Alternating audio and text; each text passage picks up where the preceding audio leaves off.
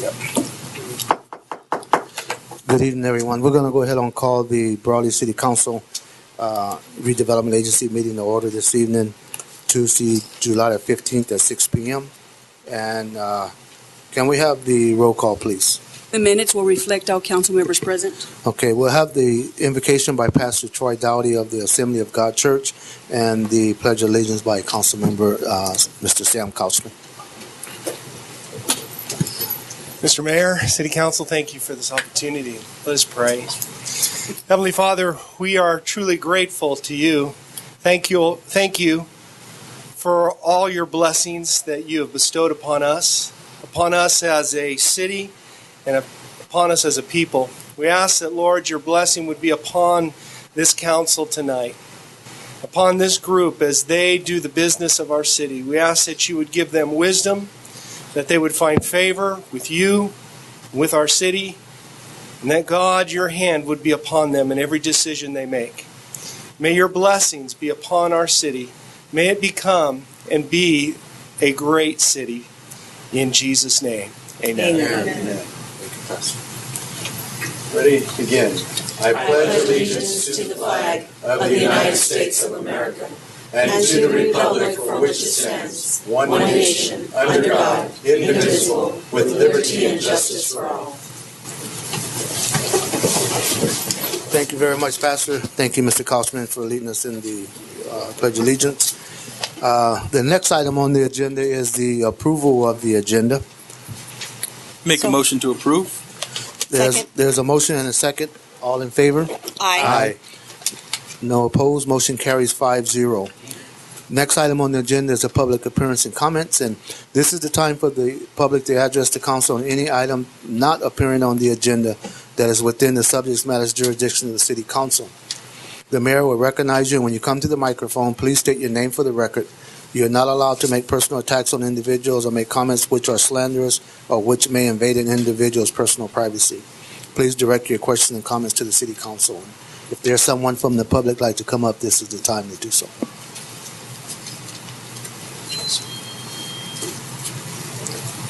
Good evening, Mr. Mayor, Council and staff. Jason Zara, Brawley Chamber of Commerce. I think I may have actually gone a meeting or two without mentioning the farmers market, so it's time to rectify that. And actually, as you all know, the farmers market was a great success in our first year. And part of that success we had defined as creating a community event more than about making some money. But as it turned out, we managed to do a little bit of that as well. And so toward that end, the Farmers Market Committee voted to make a contribution to the Parks and Rec Department in the amount of $1,200, which is going to go toward some sort of mobile seating to continue the promotion of events in our downtown. Whether it's the refurbishment of the existing bleachers or purchase of new ones, we'll leave that up to Parks and Rec's judgment how the money can best be spent. But I have $1,200 in checks here, and the heartfelt thanks of the Farmers Market Committee and the Chamber and the Boys and Girls Club. So, Great. Thank you, Jay. Jay, thank you very much for all the work that the Chamber and our public has put into the first year of the farmers market. I have to say that personally I enjoyed every one of them, especially some of the veggies and some of those apple pies. They were really good. Thank you. And so we're gearing up for the new season starting in November. And again, thank you to the staff and, of course, especially Richard. All right. Thank you. Great. Thank you. Thank you, Jason. Thank you, Jason. Is there anyone else from the public like to come up?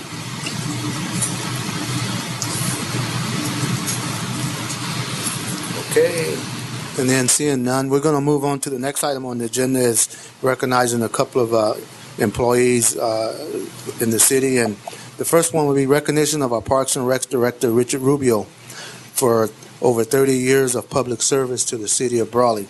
And I have a plaque here that I would like to read and dedicate to Richard. And I see his family is here with him. And presented to Richard Rubio in grateful appreciation for over 37 years of outstanding dedicated service to the citizens of the city of Brawley, 2014.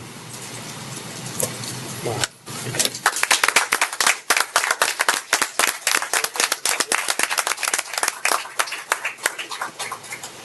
Richard, before I do this, you sure you want to do it? If he does the rosemary, he said he better. Hospital. Hey, he wasn't smiling.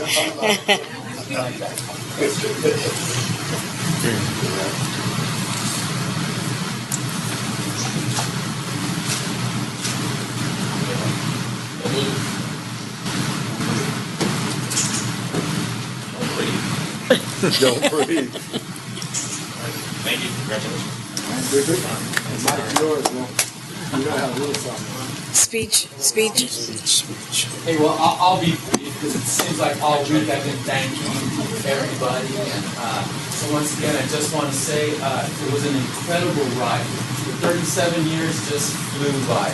And I got to say, I love being a public servant. I don't know if that's a fault or whatever, but serving our great little community, I mean, it's just incredible. No regrets. Just it's bittersweet. I'll be not having contact with a great team, with a great staff here. I mean, the support I've received throughout the years, it's just something that will always remain with me. And once again, I want to say I'm going to miss you all. But I'm looking forward to this latest chapter in my life. I believe I'm ready for it. I'm excited. Been working on our trailer, getting ready for our vacation. And by the way, Chief, my trailer's off the street now. So once again, thanks a lot, you guys. Richard, you got some family members here. Yeah, I got my wife, Rosemary. Thank you so much, Rose, for putting up with me. Oh my God. There have been vacations where we're up out of town, out of state, and say, hey, look at that park. You got to go see what they got. We would drive and look at parks from Utah to Nevada, here in California. And of course, my beautiful grandkids, Rosalind, Jaden, and little Rick. They're part of the reason why I'm so enthused about retirement. Rosalind. And the best thing about it, we've got another one due in February. My wonderful daughter-in-law, Jordan Rubio, my son, Randy, and Rick, and Vanessa. So everybody, thank you for the support. Like I said, I love the ride, but I know the future looks great for our community. So thank you very much. Rich?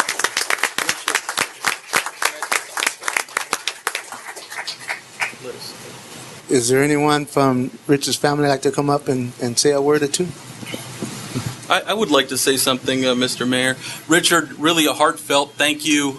Just personally, aside from council, every time I've worked with you, and aside from the council, you've always been very helpful. I know that the residents of Brawley have benefited from your presence here at the city, and really a heartfelt thanks to you. And congratulations to your family as well, because I know your retirement here is well deserved, and your time has been really appreciated by everyone here. So, I know you spent a lot of time away from your family, but I hope you enjoy your retirement. And we want to thank you. I thank you personally for all the help that you've provided me. Thank you. Mr. Mayor, if I could also, I can't believe 37 years, Richard, and I sure hope that I look anything like you at that point in retirement. So, I mean, fantastic. It must be clean living or something, but yeah. The wife's cooking. And certainly looking at your family, I just want you to know, your whole family. I was introduced to the Rubio family through sports, and I know your love for Parks and Rec really comes down to your love for providing a place for kids to go out and grow up and do the kinds of things that you've helped raise your family with. And I say this humbly, you've had a profound impact on all our families, all our kids. Even when I didn't know you, and I'm sure 37 years ago I didn't because I was 8, but to see what you've done, you have been a public servant. Our community's better for it. Our kids are better for it. And it's hard to, even for me, for as many, I have not known you those 37 years, to see your family here, and I appreciate what you did. Thank you. And Richard, I have to say that I know I bugged you even when I wasn't working for the city while we were at the high school, but I have to say I know that the high school feels very sad to lose you, but you have been behind a lot of the baseball fields and the football fields. Your crew has always helped the high school work together on cleaning up the parks and different things for our softball team. So on behalf of the high school, I'd like to thank you also, and not only here. And thank you for letting me bug you. Well, Richard, sometimes I think we take parks and recs for granted. I think before I was up here at this seat, I think you just expected it to be there and everything would be just fine. And you never really realized how much work really went into that without seeing the people in action and seeing what they do and the number of things and events that go on here in Brawley. I can say that I don't think there's anybody in the Valley that doesn't envy Brawley, its recreational program, and its parks. And I think a lot of that's because of you. And I think, and I don't know how, it's hard to say that someone follows in someone's footsteps and someone can do the same things, because I don't think that really happens. So I think that what we're going to see is changes, but I think those may be good. But I think we owe you a debt over the years, 37 years of working in the Parks and Rec here in Brawley. I can see my sons, myself, my sons, my grandsons, and probably my great-grandchildren will be here enjoying the parks that you helped establish, that you helped put in good working condition. And all the recreational programs that we have here certainly were to be the envy of the Valley, and you're very appreciated, and I think you'll be very missed. And so I do appreciate it personally. I appreciate your dedication to the parks here. Thank you. And I'll finish up. Richard, I just want to say thank you. Being involved with Pop Warner these last 2 or 3 years, you really realize how important Parks and Rec is. And I can say this, I say this from my heart. One of the biggest things was Richard, he never said no. You could call this guy and he was always there. For all the kids, and Richard, thank you. Thank you. A lot of people don't know this, but my husband started off in Pop Warner coaching back in the 70s. So that's something far back. Amazing. Yeah. Love for the sports, Yeah. for the parks. I tell you, it's a big struggle when you're dealing with that many kids, and to have a staff, and going back with Karn and Richard and T and Linda and Franny, all the staff. You start mentioning names and you leave people out, but all those folks that make those things happen, people. Once you get involved, you really realize how much work goes into it, how much of your private time goes into it, your family time goes into it. So I just want to say thank you, and I know that me and the Pop Warner kids are gonna miss you, and but we'll still continue to call Parks and Recs, and I'm sure that they're going to be there to help us get by. So to you and your staff, thank you very much, Richard, and I hope you enjoy your retirement, bro. And I think a final point, Richard, aside from the fact that we've all recognized you for your professional efforts, you've done a fantastic job. You're really just a good person, man. I really think you are. And I think just from that, I think your family should be very proud of the fact that you work somewhere so long, and you really are a great person. So it's great to know you, and I hope that we keep running into each other aside from Parks and Rec. So, Mr. Mayor, would it be appropriate could we get a family picture Sure. up here with the Rubios? If you guys want to, since your family, Richard, would they mind?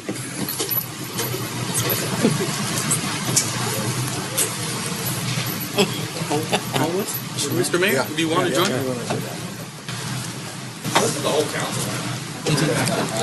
There's a lot of Rubios. Shouldn't make it fit.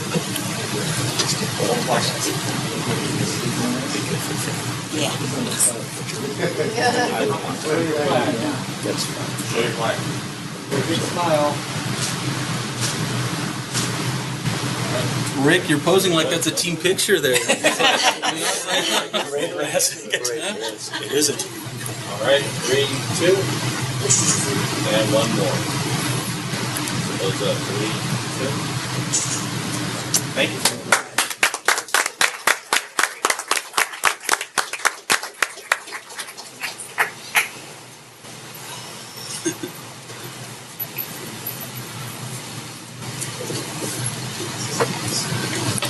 Okay, we got one more plaque to recognition for our city attorney, for Mr. Dennis Morita.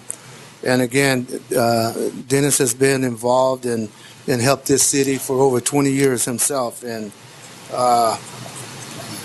this plaque is from the city of Brawley to recognize Dennis Morita for all his dedicated service to the city of Brawley. And me personally, Dennis, I want to say thank you. And I've said this several times up at this dais. I don't know if a lot of people know, but Dennis and I played Little League ball together.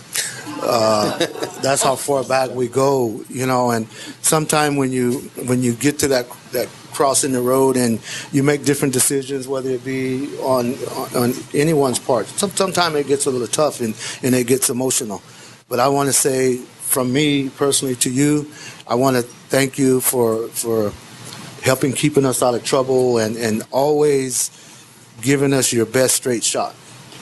It's usually I have to say, we may not always like it or may not always agree, but Dennis usually always give us a straight answer to things that we're dealing with. So I want to thank you, and I've got a plaque for you, and I'll let the other council members speak on that as well.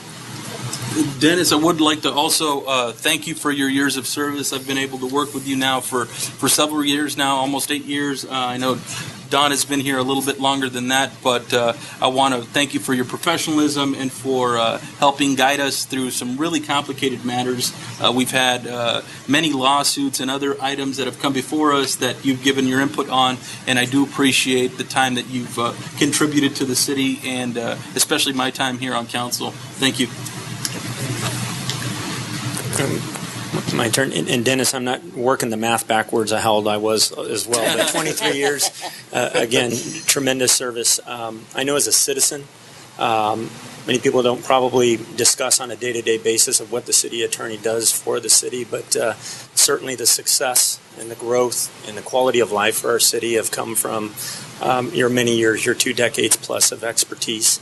One thing I want to note is I had a very brief period in my professional career where I got to meet and work with Dennis's father. And I think kind of the similarity of like father, like son, Dennis is a very compassionate person. And I think that doesn't necessarily come into the practice of law on a daily basis, but your approachability, the way that you really handle us as council members, and I know for many, many council members before us, you've always done it with respect, with compassion, with what I'd like to say almost kind of a caring hand. So whether that's intended, unintended, or just who you are, Dennis, I think it makes you very unique, and I appreciate that. Thank you. Yes, Dennis, I do appreciate the years of service that you put in. I'm kind of new to the council, if you really look at it. However, we've known each other a long time, both in the workforce area for the county, which I think you served on the Private Industry Council and some of the other things that we did there, the Workforce Board. And I appreciate your service. I appreciate the things that you've done for the city of Brawley. And I think it's important that we have legal services because I think that we would get into trouble if we didn't. And I think that it's good that we have your advice, and we've had your advice over the years. And I think and we just appreciate everything that you've done for us. So thank you very much. Dennis, we didn't work very long together, but I have to say that the time that we did, I asked questions and you answered them, and also your expertise, your years that you put in, and keeping these guys in line was really good. So thank you for that. Okay, let's go for a photo shot, guys.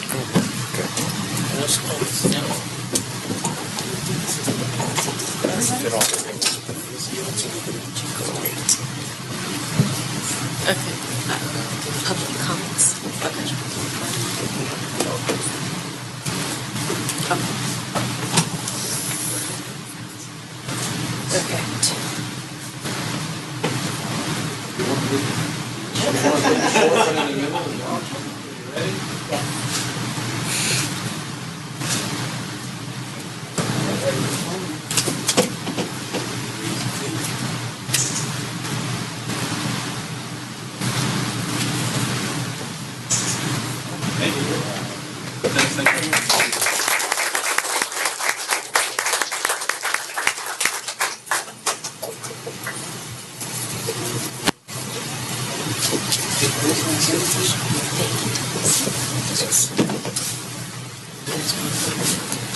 Dennis, is there anything you'd like to add? Dennis, the floor is yours, brother. Sure. You know, I was thinking 20 years was a long time until I hear 37 years. That's really amazing. I suspect both of our hair was a little bit different color. So was mine. It's been a real privilege to be a small part of the city of Brawley. My father was born in Brawley, so my ties with the city go way back. I'll say, unfortunately, I was raised in El Centro, but I can recall to the extent that El Centro teams would visit Brawley. I could always find my father sitting with his buddies on the north side of the field. So I think Brawley ran very deep for him, certainly. I can't wait to see the next 23 years. I plan to be around for all of those, so I expect to see great things from this city. As you've indicated, I've been at this a long time, and this council is as engaged and dedicated to this city as any I've seen.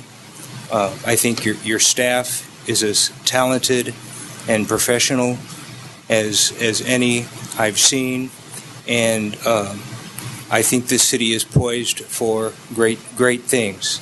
And I'm not just talking about sports, which I expect will continue, but I expect to see great things on the city side of that as well. And so thank you for this recognition. It's not often that lawyers get recognized in that way, and I really appreciate that. Thank you very much. Thank you, Dennis. Thank you. Okay.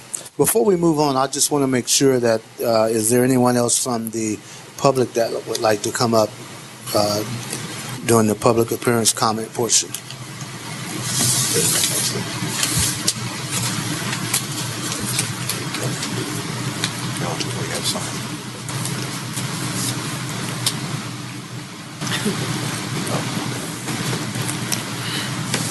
I just have a great concern. Just the microphone. Ma'am, could you state your name for the record? My name is Martha Linares, and I'm here from Brawley. And we have a really big issue with the parking situation on 16th Street. And I guess the reason why it's because it's a two-way, but then it ends at the I guess she's familiar with it. Halfway from 16th to Malin. Mm-hmm. Okay, well, I'm on the 6th house, middle of the block, and we have this neighbor across the street that has a street full of cars. Last night I counted 16. He brought in another one, and I don't know what the deal. We have to ask him to move it on trash day, move the cars. And they get upset with me. What's your address now? Mine is 650 South 16th Street, and theirs is 673. 673? Yes. We'll have staff look into your concern now. What's that? I said we'll have staff look into your concern. Well, yes, but but the police says there's nothing that can be done. It's a residential street. It's not a commercial street, and I mean, I just want parking for my family whenever they come to visit. Is it a business they're running out of that area? Yes. Do you know? That's my point. I don't know, but to have that many they cars get rid of one car and they bring in another. They don't have for sale signs. But one time, my daughter brought it to my attention. She was looking for a jet ski, and she came across a picture of a pickup, and she goes, "Mom, is this our house?" I go, "Yes." He parked the truck in front of my house and took a picture of it, and it was posted on the Auto Trader. Oh, goodness. Yeah. So it sounds like there's a different activity going on, and our staff will look into that. Yeah. We do have our police chief here. Chief's here too. Okay.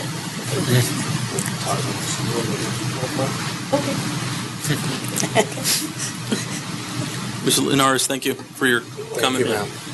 Mayor, council members, I was approached by Councilmember Noriega in regards to that she had received information about a complaint. Kind of unique. There is we first went to the 600 block of North 16th, which identically has a car parking issue.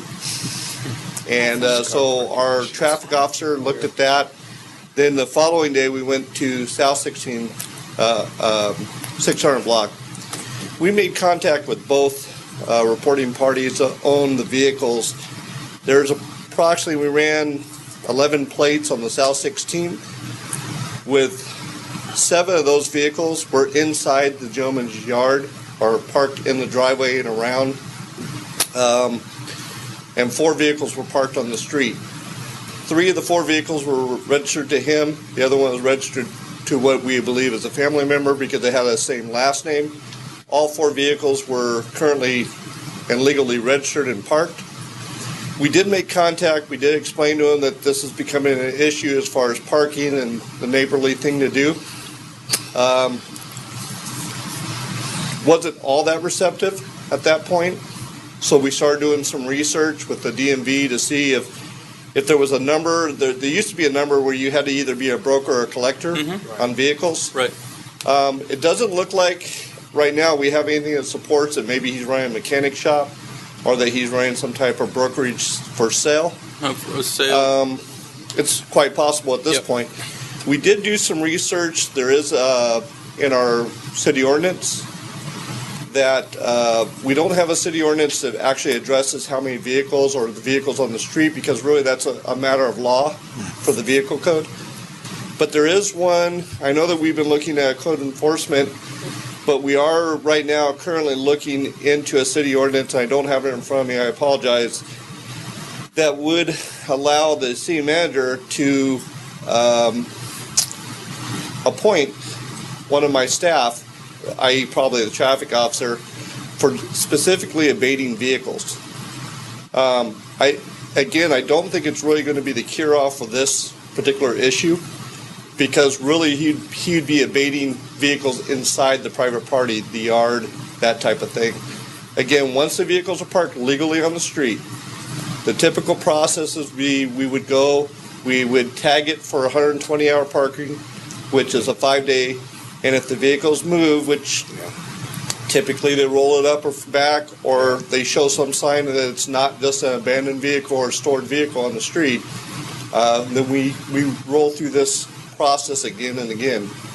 I think we're going to continue to engage the gentleman and encourage him to work collectively with the neighbors and with the police department. I do have our traffic officer going back over there tomorrow. He was doing research on that today. Again, there's almost an identical situation on North 16th, but we haven't got any complaints on that at this point. So we will continue to work on it. I just wanted to get you updated on that. Does it appear that they're buying vehicles to resell? You know, I asked our traffic officer that, and it's certainly a possibility.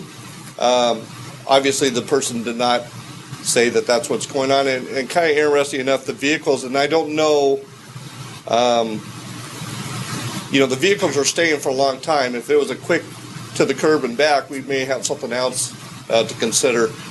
But the vehicles that we ran that were on the street belong to the owner, which typically if they're selling it, they don't take the time to register it back in their name and then out of their name. Some will and some won't. You're allowed, I believe it's 8 a year, and then after that you need a salesperson's license to sell vehicles. So some will do that, then they'll sell it under their wife's name or their kid's name or whatever it is they register. So, those add up. But if that's the practice, I mean, we need to make sure that we're looking at that closely too. Chief, there was 4 vehicles in the yard and 4 on the street? No, there was 7 vehicles in the yard and 4 on the street when we went by, and I think it was a couple days ago. In the yard? Yes. The yard? I don't think we allow vehicles on the yard. There is a city ordinance to prevent that, so maybe we can address it that way. Again, though, that's something that we normally deal with code enforcement. And now we have found a provision that we may be able to work with by appointing a representative from our agency to do vehicle abatement only. Right. And that's what it says in the ordinance. But today was all about research, and that's where we were at, trying to find out the brokerage or the collectors, because there's another vehicle code section for collectors of vehicles, and which this is obviously not. Yeah. So that's where we're at right now. But we are moving forward. I'm hoping if the officer doesn't have any luck tomorrow, then we'll probably go out and see if we can set up a meeting with him. He also had some in the backyard. Are we still engaged with the JPI vehicle abatement? We are, but those, if they're registered and operable, but we're going to look into zoning ordinance to see if you have a certain location in the yard. I believe you may have to have developed parking before you station your vehicle. So we're just now finding out about this, so we'll look into it and try to attack it from that end. Well, because I can remember, and this is a whole different subject, but I remember a person coming to this council complaining because they pulled their vehicle up in their front yard in the grass to unload groceries and they got a ticket. Yeah. So, I mean, that's happened on several occasions. Well, typically on something like that, unfortunately, when they pull it up in the driveway, they don't get all the way out of the sidewalk. There is a vehicle code section that, but if it's all the way, this vehicle has off-street parking for at least 4 in that driveway area. Yeah. And they're utilizing that and going around the side and coming in the back. So. Okay, well, let's just check it out so we can just look into that. Thank you, Chief. Thank you. And Ms. Linares, thank you very much as well. I know people that tie kids that have a bunch of cars, and if not what you can do is to park legally and registered legally. I mean, I can tell you that. I've seen it. Buenas. ¿Me permiten hablar español? Sure. Sí. Porque mi inglés está muy corto. Soy sobre el mismo caso. Definitivamente mi casa es la que está enseguida de la casa de la señora Marta. En una vez a mi hijo lo infraccionaron porque estaba parqueado cerca de los trash bins, que son los que sacamos a un lado del driveway.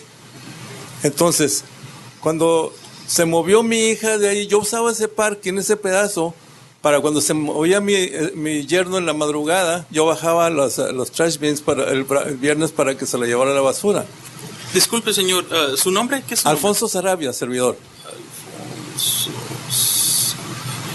Gracias. Y resulta de que ese día multaron a mi hijo. Un día, el día 7 de mayo a mí me hicieron una operación y yo salí ese día a agarrar las cartas. Cuando pasó el de la basura y dijo que las botas estaban muy cerca del carro de estas personas. Entonces le dije, dispénseme porque yo no sé qué esos botes, pero voy a poner algo yo de cuidado en esto ahorita. Entonces, a la otra semana, el mismo de la basura llamó a la policía. Cuando llegaron los de la policía, dijeron, el carro está bien parqueado. Sí, está bien parqueado, pero está parqueado en el lugar donde nosotros ponemos los trash bins. Entonces, ese problema que está pasando es duro.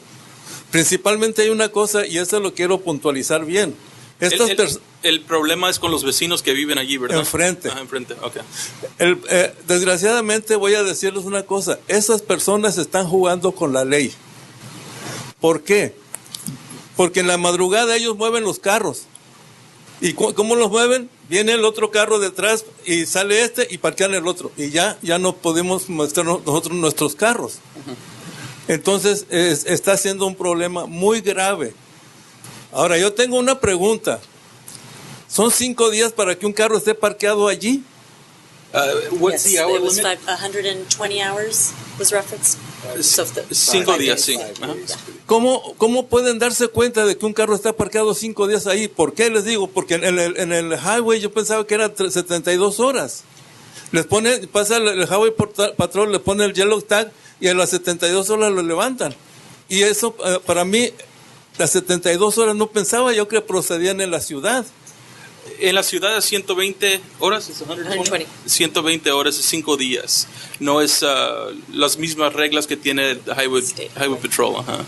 Pues se me hace muy duro pensar que puedan estar más tiempo en la ciudad que allá afuera, donde pueden estar mucho tiempo parqueados sin molestar a nadie. Ok, un momentito, señor Sarabia. Gentleman, Alfonso Sarabia, he lives next to Miss Linares, who's up here complaining about the parking situation. He's had a similar experience. He lives next door to her, and his son was ticketed recently because he was parked there after a complaint from Allied Waste. And so they called police. Police went out there, and he was ticketed because of that. It was in the way of the trash bins. Also has similar complaints with respect to the parking situation. He does claim that the individuals that live at, I believe it's 673 Yes. South, at 673 South 16th Street, that they move the vehicles at night. So in order to avoid the time constraint. And so if we can look into the issue, he certainly is concerned with it. Explain to him that it is 120 hours without moving, then we would cite the vehicle owner. He brought up that the CHP limit is less than that. So that was one item that he brought to our attention. But in general, that's what he's describing. And is there anything else that I missed there, Helen? That's So he's Pretty having much. the same problem. He's having the same sort of Well, issue. one thing he did say is that this gentleman is playing Yeah. playing a With the law. game with the city and with the police department Yeah. because he knows when to move it, when not to move it. So Okay. Ahora, en días pasados a mí me operaron. Yo fui al doctor y me hicieron algo en mi cuerpo. Es muy difícil para mí caminar lejos. Sin embargo, tuve que parquear mi carro lejos porque alguien estaba cerrando la manera de parquearme cerca de mi casa. He did mention that he had a surgery recently. I believe it was May 7th that he said earlier, and he's been having difficulty walking, and he's had to park at a great distance because vehicles are parked in his area. So yo les pido de la manera más honesta y por favor hagan algo, porque pues estos muchachos yo creo que nos van a llenar la calle 16 de carros. ¿Y dónde vamos a parquear nosotros? Muchas gracias. Muy bien, muchas gracias. gracias, señor. So he just asked for assistance in dealing with the issue. He said it's several vehicles, and if we can look into that, which we are. So Yeah, that's the best we On can both do, I sides, think, in this north and situation. south. right. I think that's Right. the best we can do right now, is look into it. And that's not the only place. Is there anyone else from the public like to come up? Okay, seeing none, then we'll move on to the next item, which is the consent agenda. The consent agenda items are approved by one motion. Council members and members of the public may request consent items to be considered separately at a time determined by the mayor. And the consent items are item 3 through 3E. Is there a motion to approve the consent agenda as presented? I make a motion. Second. There's a motion and second. All in favor? Aye. Motion carries 5-0, no opposed.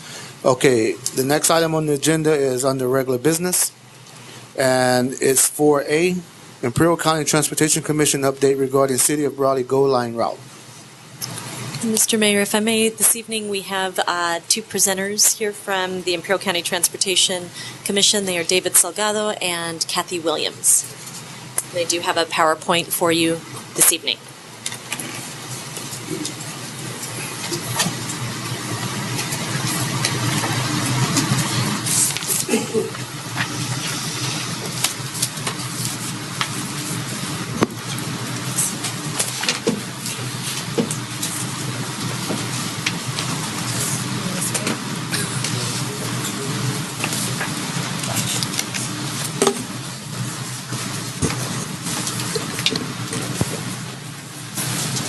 Almost there. I'm sorry, I can't quite see that It's far. a little It's difficult. hard to see. I just almost This one? next to it. Right, This almost one? had it. To the right. Right there. Yeah. Oh, Oh, it's good. I'm sorry. I'm a lefty playing with a right-handed mouse. You can take the mouse up there if you want, in the middle. I think I'll let my go. Or I can get it. You want him to do it? There you go. Okay. Good evening, Mr. Mayor, members of the council. Kathy Williams. I'm a transit planner at the Imperial County Transportation Commission. David and I will be going through this presentation. I first wanted to mention that Mark Baz, our executive director, expresses his regrets he cannot make this meeting tonight. My role tonight then will be to give you just a little bit of project history. This is going back a few years, back to 1999. The councilwoman at the time that was on the Regional Imperial Valley Association of Governments was Councilwoman Joe Shields. And at that time, we were in the process of developing a 20-year transportation plan for highways, transit, and non-motorized projects. Within that particular document, there was a transit component which looked at increasing access inside the cities. The circulator bus system concept would then have time transfers with the main Imperial Valley Transit bus line at the intermodal transfer terminals. In 2004, the design phase for the blue and the green lines in El Centro commenced, and service actually started on the blue lines in October of 2006. The green line was 2009. Funding for the remaining design phases for the gold line in Brawley, the orange line in Calexico, and the red line in Imperial, we actively started to seek that out when we became ICTC from the prior IVEG nomenclature. And then in 2012, we were able to secure a federal transit planning grant, which moved the remaining circulator projects, including the gold line, through the design phase and actually into the operational status. Thank you, Kathy and Chairman, Mayor and Council. My name is David Salgado. I'm a transit planner with ICTC. Basically, it's just a real brief history on the operations of the Gold Line as they stand currently. It's only been in operation for 6 months, so there's not much to give you, but we got some data. Some more recent project history. The IVT Gold Line began service December 18th, 2013. We did not enforce a fare upon its introduction. In the month of December, it operated 8 days. Fares, we began charging fares the month of February 3rd, and fares are $1 or 50 cents for seniors. The route operates Monday through Friday on a fixed schedule, starting at 6 a.m. at J Street and 8th, which is a senior center, and ending at Pioneers Memorial Hospital at 7:05 p.m. And the last trip on the Gold Line starts at 6:33 at the transit terminal. Has time transfers with the IVT fixed route service, which travels north-south throughout the county. So it does facilitate movement outside the city of Brawley for anybody wishing to do so, access any other services or businesses outside of Brawley. The next slide is a general map of the service, which was developed by your city staff in cooperation with ICTC, and we appreciate your city staff participation and help with the project. You'll see on the left there's new Gold Line stops and existing Gold Line stops. We utilized 8 existing stops on the current fixed route service, as well as implementing 20 new stops for the gold route, IVT Gold Line. And that's important for some information that I have later on in the slides. This is just a general map that was also developed as a part of our planning process of the Gold Line. The next slide is a little bit more relevant as it shows a 1/3 mile radius from all the existing proposed stops on the IVT Gold Line. So it does have great coverage for the city of Brawley and its residents. 0.3 miles is within 3 to 4 blocks of any of those stops. So, and we also have the existing routes that go right down Main Street, so that it's additional coverage on top of the current Gold Line route. The next slide is the schedule for the Gold Line. Like I said, it operates Monday through Friday, starts at 6 a.m. and ends at 7:06 p.m. at the hospital. Some data. The IVT Gold Line, keep in mind, in December it only operated 8 days, so that's 262 passengers for the month of December on 8 days. January was free. for riders. So you see a spike there with 1,052 in January, and then upon the enforcement of fares, the ridership dips a little bit to 716. But there is some continuous growth throughout the months of February, March, April, May, and most recently June. And most of those months are comparable in the amount of days operated. It's trending up. This slide is a line graph of the average passengers per day. Currently on, actually throughout the time frame for the IVT Gold Line, starting in December, it averaged 45 passengers more or less a day in January, and we're back up to that, close to that average as of June. We suspect that ridership might be a little bit higher right now based on the fact that kids aren't in school right now, so parents might be able to take their kids where they need to go, and kids might be using it as well as a means to get around. So we don't have any hard facts about that, but that's just a possible trend. Just for a reference, I put together a slide with a bar graph showing all the, actually a comparison of the first 7 months of our other two IVT circulators, which are the green and blue lines, which operate in the north and south parts of the city of El Centro, excuse me. So you can see it's very comparable for the first 7 months. We're excited about how the circulator is operating now.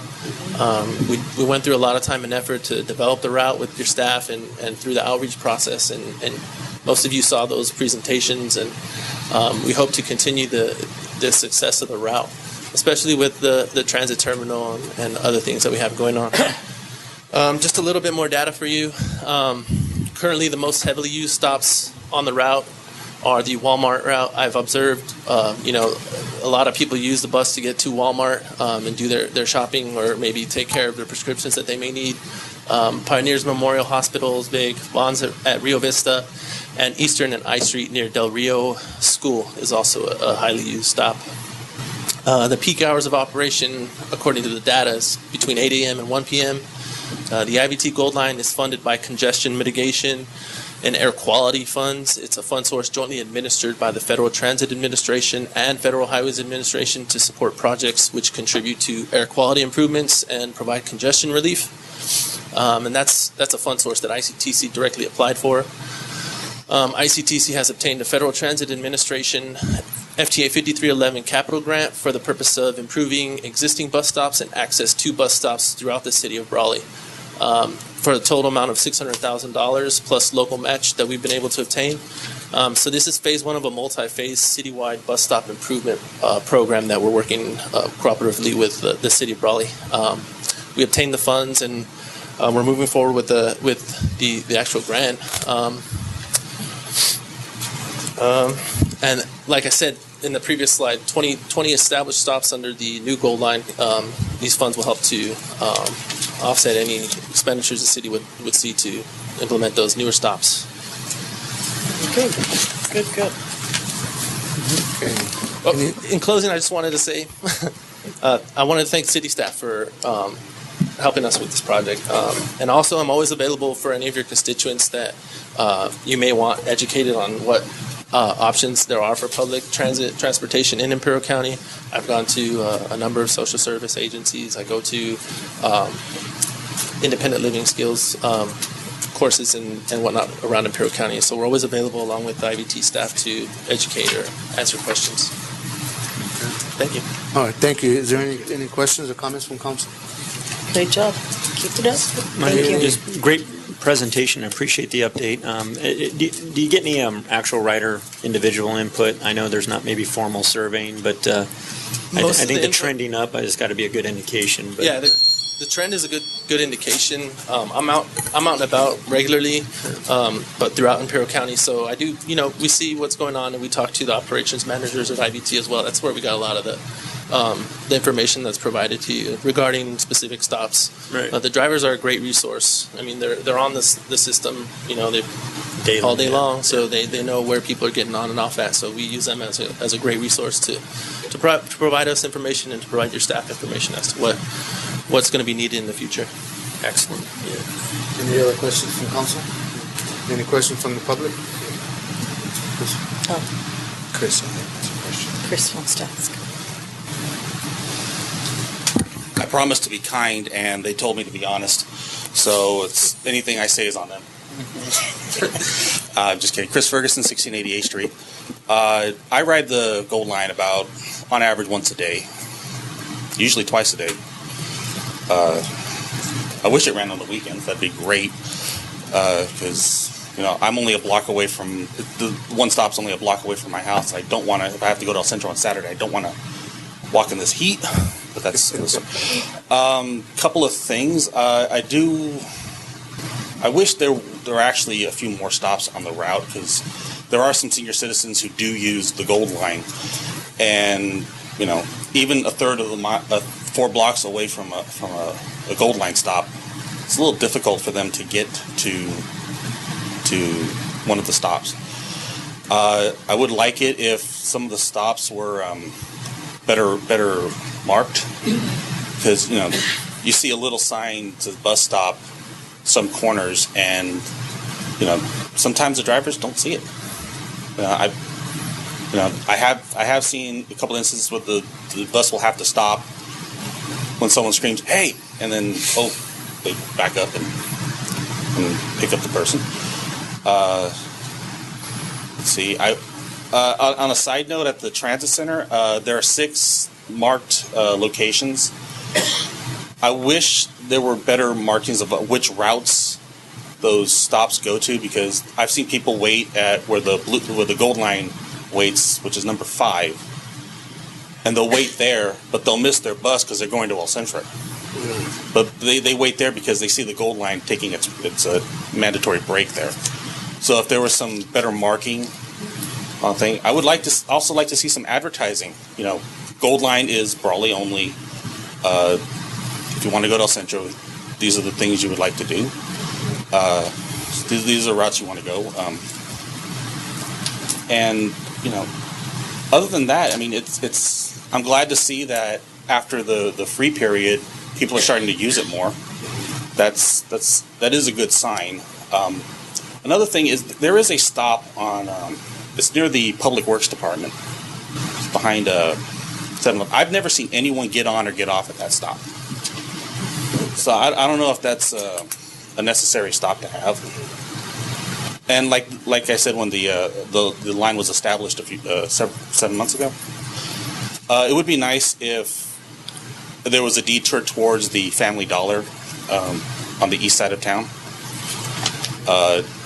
I can draw out a map on how I think the route would go around and not lose much time. And ICTC has my number because I call them a lot. But it would be nice if there was some more access to, there's a restaurant in that area. There's a Family Dollar. Maybe new businesses coming in. It would be nice if this route were more friendly to the business community. Also, I think, and I'm not sure, there's supposed to be a stop near the high school, B Street and 7th. It never stops there. It either goes on A Street towards Highway 111 and on towards the Ciudad Plaza, or it turns earlier. I don't know if there's a problem with the high school at that particular location, but I've never seen the bus stop where I think it's supposed to stop at the high school. And if the bus did stop there, it would be great for kids. They don't have to wait for their bus. They can take $1 and they can go to Walmart if they want to. One final thing is some of the drivers ask us to leave when they take their mandatory break. And this is just a personal complaint. They ask us to get off the bus so they can go to the bathroom and take their break. Not very comfortable when it's 110 outside. So if there was some sort of compromise that passengers could stay on if it's way too hot outside to wait, because there's hardly any shade when it's 4 in the afternoon, and the sun's at that right angle where you just can't sit down anywhere. Other than that, it's been great for my legs because I don't have to walk all the way to the DMV from my house. to catch the bus. It's nice to be able to. It's not doing it wonders for my waistline, but beside the point. Other than that, it's going pretty well. Chris, I would say. We appreciate your comments, and ITC staff is here. And without people riding the bus the way you do on a daily basis, we wouldn't know these things. I mean, because a lot of us, may not ride the bus. So we appreciate your comments, and they're hearing you too. And we would just request you put it in balance to us as a long list. Hard to remember. And some of the advertisement stuff, I think, Spectrum's in the house, so some of the advertisement stuff we Sure. Well, the videos that we can present to make sure that people understand it is a gold line. So. Okay. Thank you, Ms. Williams. Is there any other comments from the public on the gold line before we move on to the next item? Okay. The next item on the agenda is under regular business 4B. Discussion and potential action regarding contract with Spectrum Advertising in the amount of $15,000 for implementation of a direct communication strategy and adoption of Resolution 2014, Resolution of the City Council of the City of Brawley, California, amending the fiscal year 2014-15 City of Brawley budget. Mayor Campbell, this item was added following last council meeting, and the intent is to allow for a budget adjustment that will cover the cost of this agreement, which is set at $15,000. The background for the item can be found on page 31. If you have any questions, be happy to answer them. And I believe we also have Spectrum here this evening that are available as well. I think the reason we brought this back is just the fact that the wording and it wasn't on the agenda for action, so we had to bring it back for that reason. But I think there are some very good tools in this package that's going to help the city and the council and our staff with advertisement and giving our citizens the opportunity to gather some of the information for what it takes when you want a business license and some of the things you need to present. So when they're working with our staff, some of that will be presented to them in this package with videos and other things. I think a good example of that would be the Gold Line, just making sure people understand that it is for Brawley only, featuring the stops, things like that. So I think it's a great resource. Yeah, and that's Fernando Zavala, Spectrum Advertising, and that's just what it's meant to be. Any updates you can communicate with the citizens. I mean, this is a great tool to do it, not just on video, but in a message form too as well. Any other comments from the council? Okay. Is there a Is there any other? I think we've largely discussed it. I appreciate Fernando being here too, in case there were any further questions. But I hope the public can see this is it's exciting for us because we've been talking about this, I think, since our budget workshops on what we can do, and I want the public to know this is really kind of that first step. All these different kind of small projects, relatively small, everything's relative, but we hope it's kind of a beginning of things to come in the future. This is not, it's not a beginning and an end. It doesn't mean any one thing does everything, but I think it's our way as a city really trying to take that step forward to keep our citizens informed, but also regionally communicate what Brawley has to offer. I think we spoke about that before, so again, I would say if we could have like a quarterly review of how it's working and how many people are actually logging on and seeing it, I think that would be important for our own use, and that way we understand what people are most interested in and how it's helping them. So I think that would be beneficial. That is included in the proposal as well. Fernando, could you reiterate that, how you measure success of something like this? Because you're, with that expertise, how do you measure something like a social media presence or a web page? It's for once you have a video, especially when you utilize the search engine optimization, we have a system that allows us to view how many, first of all, how many people are actually watching the video, the time that is being spent on each video. That's more of a little technical for my technical guys out there at Spectrum, but there's a way that you can track what the trends is. especially with city ordinance of what's going on, and that's how we track it depending on the population per capita. So we are able to utilize to see how many clicks you're getting per video, and who's tracking those videos. So we are able to provide that. Like I said, that's more of a IT question, but we have done that in the past before, and that's one of the things that we're doing right now for one of the local restaurants, which is Burgers and Beer, and we're utilizing all their social media through Facebook, and we're getting just clicks like unbelievable, because one of the things that we're finding out is that video and pictures, it gets higher amount of clicks than just regular text. Sure. So that's when the video comes in handy.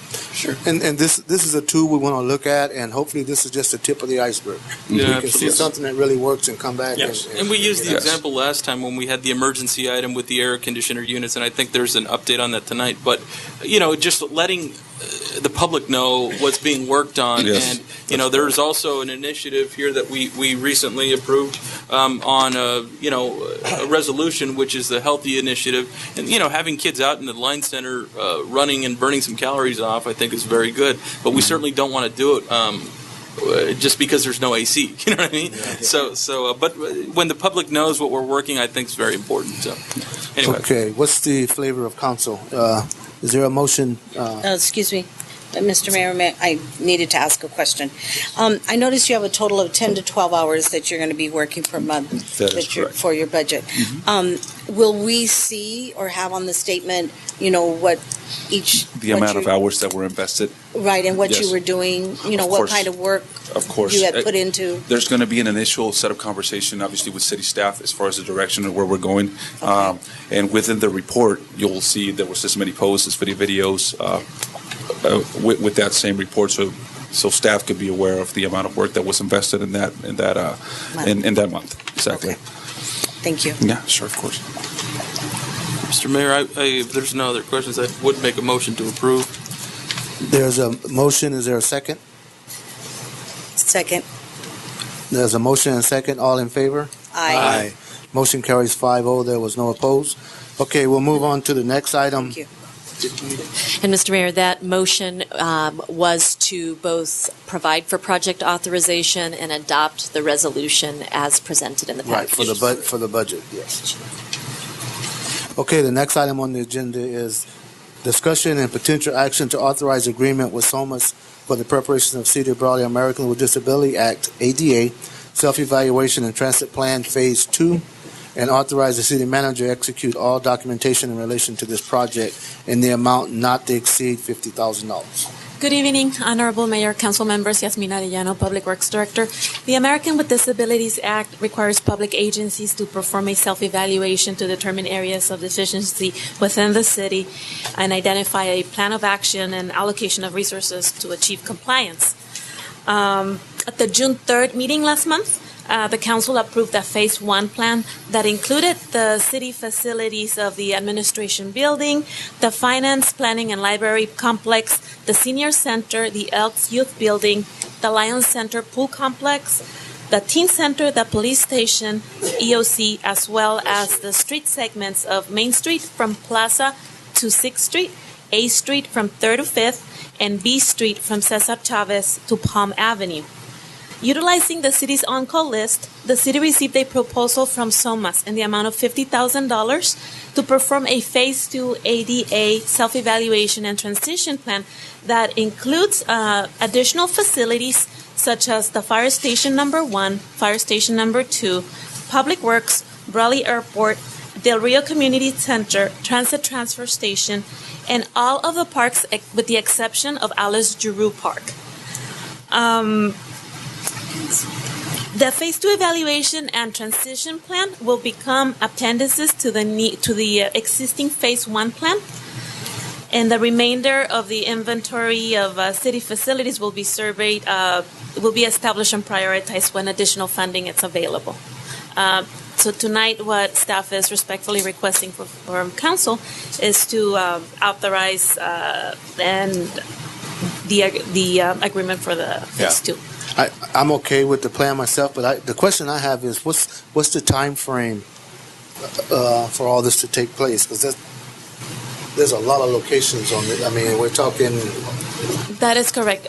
We have a time frame for the evaluation to take place from when the contract is executed in the first 6 months. I believe that the original contract called for the month of December for the first draft to be completed. Okay. So 6 months from the date. Yeah. 6 months from the date of the contract. Correct. Mr. Mayor, if I could, Yasmin, just for clarification, I see in the information here, this is the actual fund, it is a general fund expenditure, or is this under a budgeted engineering?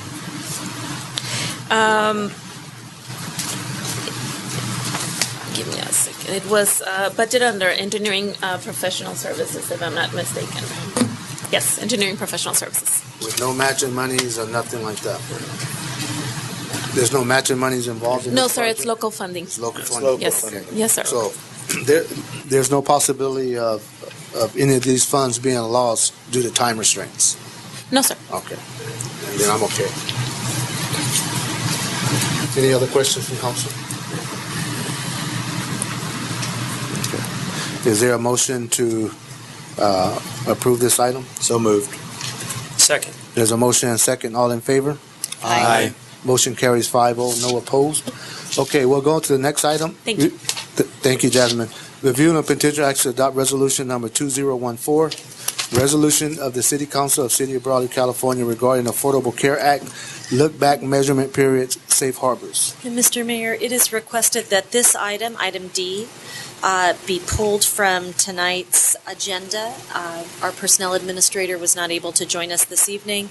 There is no danger of non-passage of this item from a timeliness point of view. It's respectfully requested that we delay till the next scheduled meeting of the council. Okay. Is this the only item that's involved with the HR? That way we can move. It is the only item on the open session agenda. Okay, and then do we need to make a motion on that? Just table it, you know? Just to. Okay, and then what we're going to do is table this item and put it on a future agenda to give the opportunity for our HR director to return back to work. Okay, then we'll move on to the next item. Discussion and potential action to authorize amendment number 2 to agreement with Kimley Horn and Associates Incorporation for the preparation of bidding documents, plan specifications, and cost estimates to provide construction support services for the Alice Giroux Park renovation project in the amount not to exceed $111,500. And I think this project we've talked about and looked at some of the beautiful artwork. Right. Good evening, Honorable Mayor Campbell, members of council and city staff. Richard Rubio, Parks and Rec Director. For your consideration tonight is the authorization for amendment number 2 to the agreement with Kimley Horn and Associates Incorporated for the preparation of bidding documents, the plans, specifications, and cost estimates, and to provide construction support services for the Alice Giroux Park renovation project. The project is funded by a State of California Parks and Recreation grant in the amount of $2,702,500. Kimley Horn and Associates Incorporated was awarded a fixed fee of $336,690 to prepare bidding documents for the project. Amendment number 2 consists of additional services consisting of contracting and coordinating with a local artist for design and fabrication of the public work elements that are to be incorporated in the project. The public scope of services will include the following. We've got we have 3 Indian basket designs that will be made of concrete. We've got an entry sign insert that's going to go into the park entrance, custom made insert, of course. We have a decorative bench with animal features that are going to be incorporated into the park. Animal prints and fossil stamps along all sides of the splash pad. Building accents to our restroom building and control room. These building accents will be added to the building as it is being installed on the park site. And a gate insert, big, beautiful 30-inch round emblems that are going to go into the gate going into the splash pad. Then along with that, native garden signs for all the vegetation around the park, around the splash pad, and around the picnic areas. And then we will also be incorporating a rock sculpture repair kit for staff for any items that may become damaged or vandalized during the time that it's out in the park. So that is also included. The lump sum for the cost of the above-mentioned work in Amendment 2 is $111,500. This revised contract, the revised contract total will be $448,190. No additional calendar days are granted as part of the amendment, since that was covered in Amendment number 1. So if you have any questions concerning authorizing Amendment 2. Any questions from council? Well, if I can offer a couple comments. Sure. We do have with us tonight a representative from the Rainforest Project. Want to make sure I say hello and welcome him. Also noted that there are a number of theme boards that can be found in the small conference room off of the council chambers, and the public is certainly welcome to take a look at the proposed materials and some of the conceptual artwork that is planned. I had an opportunity to speak with Dan Evers earlier this afternoon. Unfortunately, he was not able to join us, but he expressed incredible enthusiasm for moving forward with this project in coordination with Brawley Elementary School District. There will be a heavy integration of local school kids in the performance of the artwork, and we're really excited that the Rainforest Project was willing to also take some of these arts and integrate them into public events that will be occurring throughout the calendar year. So there'll be a chance as part of those events for kids to stop off and participate in production of some of the art pieces that will ultimately be part of the goods that are delivered as permanent features in the park. Okay, great. Okay. Really nice. I'm sure these That's are nice. very Yes. colorful in going through all the pictures. Mm-hmm.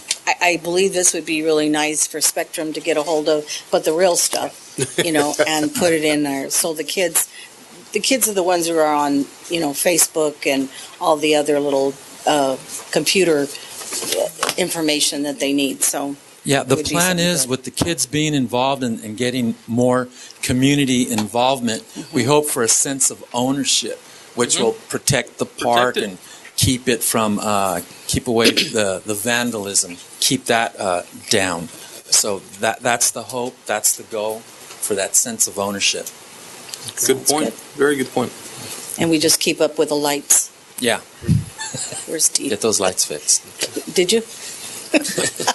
Okay, there is, The basketball. Yeah, we got Just a plug motion it for in. this item? Yes. I move that we accept. Authorization amendment number 2? Yes, please. We have a motion, is there a second? Second. All in favor? Aye. Motion carries 5-0, no opposed. We'll go to the next item. thank you. Thank you, very Richard. much, Richard. Thank you, Richard. Discussion, potential action to approve the purchase of ultraviolet UV lamps and ballots for the DC Frost Associates Incorporated for the City of Brawley wastewater treatment plant. Honorable Mayor, Council Members, Yasmin Arellano, Public Works Director. The city's ultraviolet system at the wastewater treatment plant requires a replacement of lamps and ballasts every so often in order to meet disinfection requirements of our NPDES permit, the National Pollutant Discharge Elimination System, of the effluent from the wastewater treatment plant going into the New River. The quote to replace 48 lamps and 4 ballasts on one of the banks, the UV system has 2 banks. It's $50,771.20. There is only one supplier that it's approved by the UV manufacturer, which is DC Frost Associates Incorporated. Their sister company. Yeah. Any questions from council? I have a question. My question is, how often is this going to happen? How often does this occur? Typically, it's based on the light intensity as required by the system. It's typically utilized twice per fiscal year. Twice a year? Yes. Yes, sir. And do we have money set aside for that? Yes, ma'am. Okay, thank you. Any other questions from council? Okay, is there a motion for the item? I move to approve the purchase of the ultraviolet lights. Second. There's a motion and a second. All in favor? Aye. Aye. Motion carries 5-0, no opposed. Okay, we'll move on to the next item. Discussion and potential action to adopt amendment number 5, agreement between the City of Brawley and Imperial County Humane Society agreement in an amount not to exceed $54,000 for animal sheltering services. During 2009, the city entered into an agreement with the Imperial County Humane Society for the animal sheltering services. These services had been extended annually through an amendment process. The city is interested in continuing the animal sheltering services agreement for one additional year without a price increase. The price that was given to us by the Imperial County Humane Society is $54,000 per year. This amendment will extend the contract to August 10th of 2015. And as I said, it's $54,000. I'm here on behalf of the Imperial County Humane Society.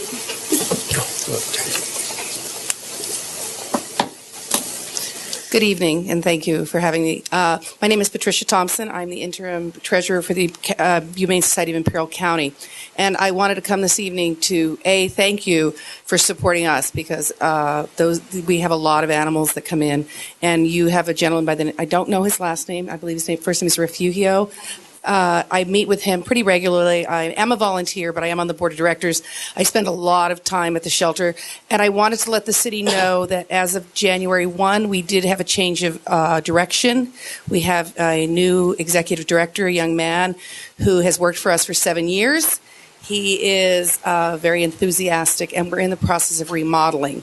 One of the things we need is quite often we need quarantining space for the city of Brawley, because unfortunately, we have some aggressive dogs that come through and they need to be quarantined.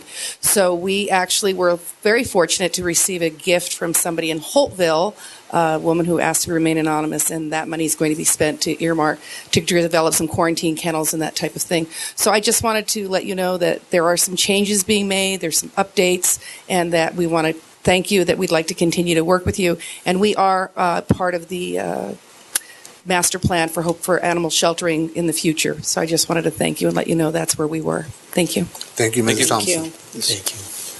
Okay. I just had a comment. My only concern is I know the Humane Society always is needing funds and that type of thing, and I notice you're going to do that for the same price. On this contract, it appears the same price. And I would be concerned that I would expect to see some increases in that over this course of the next few years. I mean, because I believe that the cost is going to go up. I believe that the cost goes up with everything. I don't think there's any way, shape, or form that doesn't. We appreciate the fact that we're not receiving an increase this year, but I do expect to see cost increases as we move along. One of the reasons, sir, that you don't see a cost increase, quite honestly, is because as we're developing and making some changes, we want to be fair. We want to be sure that we make those look. Because every animal that comes in is vaccinated. Every single animal is vaccinated, and they're maintained on their vaccine schedule.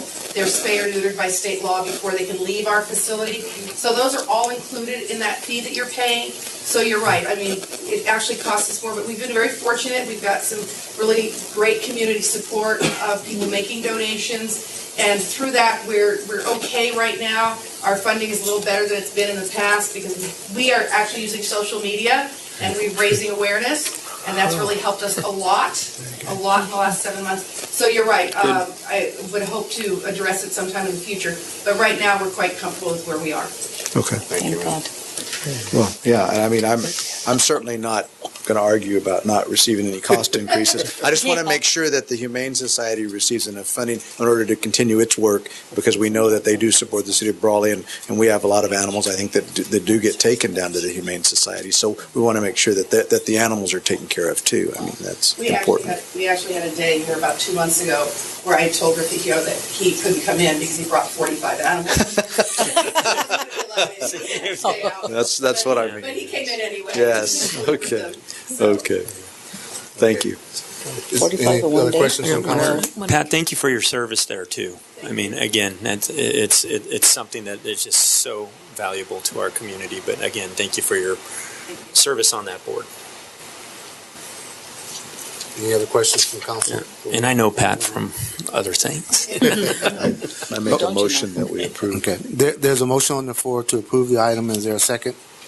Second. All in favor? Aye. Aye. Motion carries 5-0, no opposed. Okay, the next item on the agenda. Thank you, Mrs. Thompson. Thank you, Jasmine. Discussion, action, potential action to approve City of Brawley preparation and consolidation contracting opportunity for paratransit dollar ride services. Yes. The Imperial County Transportation Commission recently completed the second competitive bid process for the consolidation of 4 paratransit dial-a-ride services. The 4 agencies considered in this bid are the cities of Brawley, Calexico, Imperial, and the West Shores communities of the Salton Sea. The request for proposals required several key issues be addressed, including compliance with 24 mandatory functional areas in order to be eligible for federal transit funding. For example, drug and alcohol testing, the American with Disabilities Act, performance measures, as well as state requirements for driver training and offer employment to incumbent displaced transit personnel as necessary, and local requirements for facilities, marketing, bilingual drivers and reservationists, and participation with local agencies' Office of Emergency Services for emergency evacuation purposes. 3 proposals were received, 2 of which were from incumbent providers. Based on the results of evaluations and interviews of the 3 transit providers, the evaluation committee comprised of staff from Brawley, from Calexico, Imperial, Caltrans, and ICTC, selected First Transit as a top-ranked vendor to provide the paratransit services. Some of the advantages that could be achieved by moving forward with a consolidated contract opportunity with the top-ranked vendor, aside from some savings, are a reduced passenger wait times by the use of newer industry technology and software for reservations and dispatch, performance and data management, a clear commitment to hire as many incumbent and local drivers and dispatchers as are interested and that can meet state and federal requirements. The project schedule calls for a presentation to the ICTC for further direction on contract award on July 23rd, which is almost next week. It is recommended that the city affirms participation in the consolidated paratransit program. We have Ms. Williams and Mr. Salgado from ICTC. If there are any further questions from ICTC or staff, I was one of the representatives in the interview panel representing the city of Brawley. I'm also available to answer any questions regarding the process. My question, Jasmine, are you guys, being with the city of Brawley, okay with the way the ranking? Yes, sir. I think my only comment, since I serve on the ICTC Commission on behalf of the City Council, I think one thing we fail to recognize often is that we don't consider the riders of the service. And I can't think of a time when I've talked to them to see what their feeling is on this matter. Because there are certain nuances to the way the dial-a-ride system operates in the city of Brawley as opposed to where it would operate with a new provider. So when the city of El Centro elected not to participate in this consolidation of service, it made me second guess my initial thought, which was to participate in the process.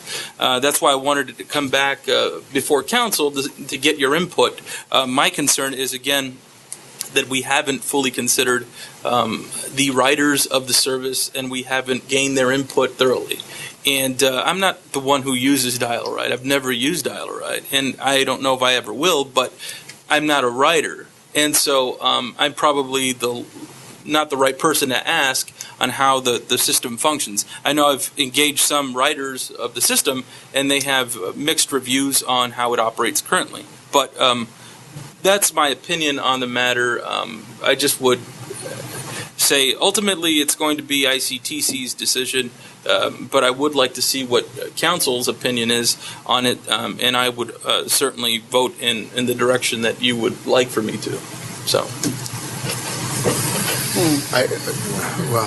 I think the service has been vetted by our staff and ICTC and the folks that's involved, and even the folks that presented their proposal for the service. So I'm more in favor of going with, and that's why my question was with Jasmine right away is, are you guys satisfied with what the service is going to be? I'm relying on your expertise and what you guys have vetted to make that decision. So, yes, sir. How do we get, a report on how things are going, or like Council Member Mayor Pro Tem says, we need to find out from the riders, just like when Chris came up and he told us, his expertise in writing it every single day. Can we do that? Yes, as part of the agreement, current agreement that we have with our paratransit provider, the city gets a monthly report. The monthly report, one of the requirements in the existing agreement is that it has to contain the log of complaints by the users. In public works, sometimes we get some complaints that are not logged in the report. So sometimes it's hard for staff to match the complaints, because somebody would be calling the public works office but not calling the provider. Most of the complaints that we have recorded is basically on wait time, but that's how we keep track of it. There are also some in the new agreement. There would be new requirements on how to keep track of, also by reporting and data management. Okay. Which my understanding is currently or historically we don't have a very robust tracking system, right? So I take it there's not a lot of data. That is correct. Currently, the dispatching is happening by hand. It's not a software, or so it's by a live person, and calling and doing handwritten notes. All of our reports are just charts where they enter the information by hand. Right, Yasmin, and just deferring a little bit to again, Councilmember Nava's comments about is there a public input period, or a writer, or a specific customer focused input in this vetting process? Kathy Williams, excuse me, transit planner. I do have a bit of a PowerPoint, which I don't think I have to go through the entire thing, but there may be a couple of points that may answer some of your questions. If you wish to. Sure. Sure. No problem. I'm not sure I should touch this.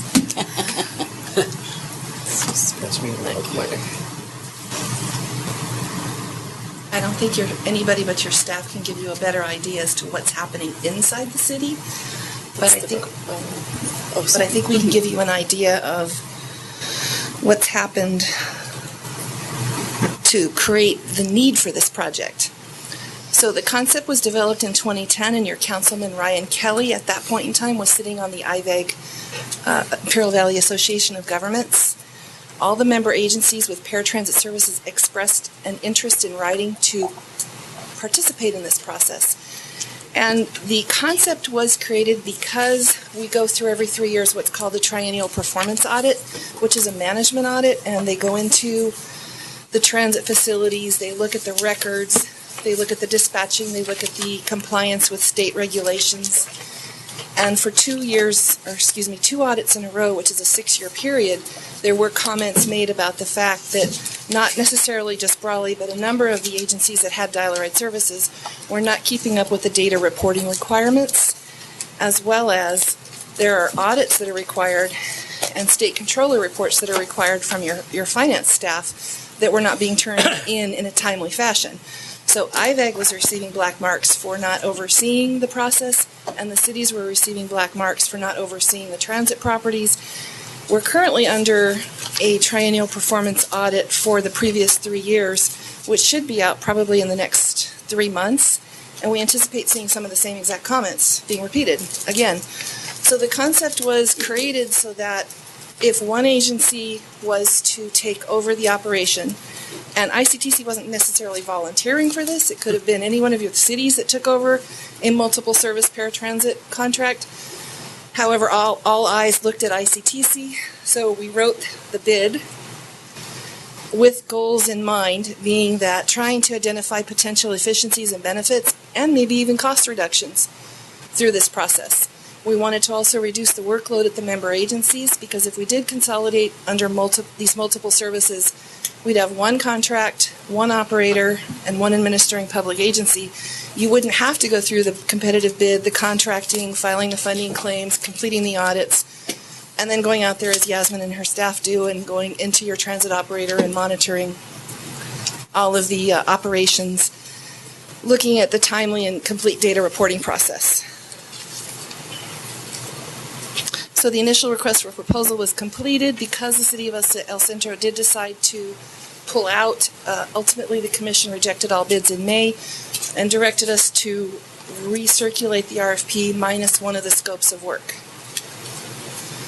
So the request for proposal has very specific requirements, which includes meeting 24 compliance areas for federal transit grant funding, and I've just listed several which tend to be the most difficult to comply with in terms of ADA accessibility, drug and alcohol testing, complying with all the civil rights requirements, satisfactory and continuing control, which is a description, a federal term for are you managing and administrating the service appropriately. Security and safety is required because of 9/11. There are very specific things that you have to do with the transit property in terms of security plans and safety plans. And then you have to have the financial and legal capability, not only at the administrating agency, but the operator that also has to follow these processes and procedures. The service itself we require bilingual capabilities, and I'm not sure that you have that currently. All customer contact staff, ICTC has a policy where all customer contact staff at transit operators or transit properties have to be bilingual, and that means they have to be able to give directions, they have to be able to explain how to get from one point to another, help them read a bus schedule, help them on the telephone with continuing trip planning. The respondents had to have a clear understanding of the culture, the weather, and the rural operating environment. And they also had to offer employment to the qualified incumbent operator staff. The second request for proposal was developed and circulated. That process has just finished. We also had Caltrans sit on the review committee because we wanted to make sure that since they approved this process and help us get our funding, we wanted to make sure they were up front in the process on this project. What ended up happening is that of the original 5 submittals, 3 resubmitted, yet the scoring and ranking after the proposal bids and the oral interviews are the exact same. 1, 2, and 3 are listed on the screen. The evaluation committee has determined that there is an opportunity to achieve efficiency. There's a significant amount of in-house maintenance that the recommended operator can provide, as well as reporting and data capture. And that is one of the goals of this project, is try to improve that process. We want to create a more efficient and improved customer service, and there is sensitivity to persons with disabilities and seniors. They are your passenger ridership on this service. We feel that the evaluation committee feels that the operator is quite capable of satisfying those requirements. There is a transition plan, and that transition plan we have asked through a marketing RFP, which is completely separate, and those bids are due on Friday, that there be public involvement by a marketing firm, bilingual in nature, inside the cities, which I haven't seen any scopes of work yet because the bids are due on Friday, but we're anticipating that there will be some sort of workshops, maybe some meetings, maybe the use of social media to get the information out about any transition that will take place. And I can go on and on and on. Is there any other questions It's okay. for Mrs. Williams? I mean, I guess I have a statement. I think the riders are concerned with receiving adequate transportation. I mean, in that sense, they want the best transportation they can receive, and I think that's really what the riders really want. I think we want it to be an economical but also a service-oriented mode of transportation so that they can get around our city and other points especially around our city, efficiently, effectively, in the most comfort that we can provide them, et cetera. I don't know that they're concerned with who does that. I think they're more concerned with when they get on the bus, is it going to take them where they need to go and get them there in the proper amount of time and in the proper safety. I think that by going with a combined thing, you do get some benefit with size. But I'm also concerned with how do we, when we go into this contract with this company, if we do have problems with them, how do we address those in the contract, and what are our ultimate outcomes from that? What we have recommended is that we create a paratransit coordinating committee. As a part of any of the contracts that we have right now, we meet with the operators, whoever they may be, on a quarterly basis, and we sit down and go through all of the data. We reflect upon whatever was positive, we take corrective action for whatever was negative, and then we look forward to the next 3 months as to what it is we want to achieve. So we're recommending that we have a paratransit coordinating committee made up of staff, perhaps Yasmin, and a member of each of the other agencies that are going to participate. We meet on a quarterly basis with the operator, and we go through the same process that we're familiar with. And what do we do if the operator does not meet the qualification, meet the requirements that we're requiring? What are we going to do then? Well, the commission would have the contract, so it would be up to the committee or the city, if the city wanted to initiate it, to approach the commission and ask for liquidated damages or cessation or termination of the contract. Are those provisions going to be written into the contract? They're in all of our contracts I'm right assuming now. that they are, Yes. and I'm assuming that, Yes. that all of that would take place. Actually, the sample, the RFP itself the original RFP was about 240 pages, and there is a section there that talks about draft liquidated damages. Okay. So once we receive direction from the commission about initiating any contract negotiation or any best and final offer, that's when we go through, for that particular item, is go through that list of liquidated damages and add, delete, adjust, as the case may be, especially if there's something you're specifically concerned about. I think one other comment, and I understand your comment, Councilmember Couchman, but quite frankly, I don't know what the riders really want. I don't. I mean, we can guess. The other thing we have to be aware of is that essentially, if we move forward, we're going to be closing down a Brawley business if we're doing this. So that's another consideration. Not to add another weight on your shoulders, but that's just something other that we do need to consider. And to be perfectly frank, you don't have to participate. You can continue to operate your own dial-a ride. But there have to be some things that have to be improved there's some upon. legal issues. There are some reporting issues, there are some auditing issues, there are performance measurement systems that have to be installed. And then you have a contract, I don't believe, that's gone out to bid for quite some time. I don't know the circumstances, but you've been waiting for this process to unfold, and waiting and waiting. So then those are the two things, going out to bid and... I do believe there is some protection to the city in this process by the fact that it has been a bid process. The local provider could have bid. I mean, I don't know whether they chose to or not, but they could have bid. I believe that it does also reduce, in some ways, I believe that it may reduce the city of Brawley's liability as it relates to the transportation system, since we're not operating it directly. I think that might be something that we gain from this. Also, I believe that there may be economies of scale, and maybe we can offer more services based upon what we have here, but I'm not sure about that situation. The slide that's up on the screen right now shows what the pricing actually is. And of the two goals in terms of efficiencies and benefits, we can clearly establish what those are. The reduction in cost doesn't seem to be achievable. However, what I'd like to point out is that we have to do, just as Yasmin does for construction contracts, we have to come up with an independent pricing assumption, which we set at $7.2 million. The bids, when they came in, the first one that's recommended is at 7.9, which is a 9% increase. over the budget. That actually translates over the 8-year period to about $85,000 a year more than what we're currently paying. That $85,000 actually pays for all of the software, all of the technology, and I don't know what your insurance policy is, but ours is $10 million to begin with. So it does pay for some of those items. Ms. Williams, can I ask another question just for my information? How is this primarily funded? I mean, is it all just collected from transit fund? How much of it's public fund? That's probably the most complicated question. It sounds like the easiest, but it's probably the most complicated. Okay.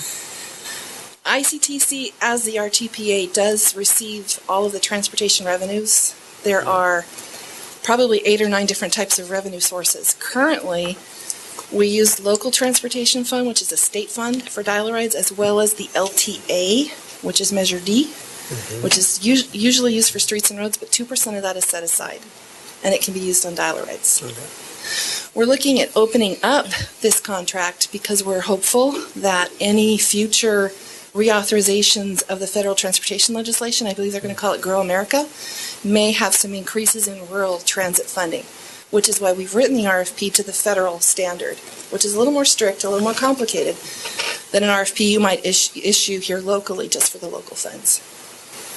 We do have the funds. In other words, we do have the funds. We would never make a recommendation for this. We didn't think we'd have the revenues over the next 8 years.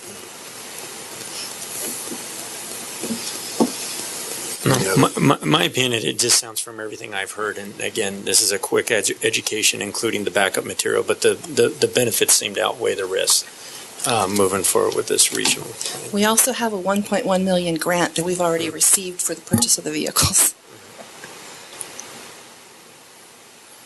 And I'll, as the representative to ICTC on behalf of the council, I'll leave it at the discretion of council what your feeling is, and we can support it or not. Our action tonight is really, I wanted to get feedback from all of you to see if you wanted to proceed with the decision and the way I should vote on the ICTC board.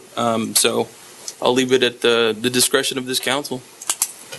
It's a complicated matter just because there's some moving parts in there, and again, there's a business that we've done, we've had a long-standing contract with, and so there's a few things to consider, and the fact that we do have a city, a major city, that decided not to participate in the process. So it's just for your consideration.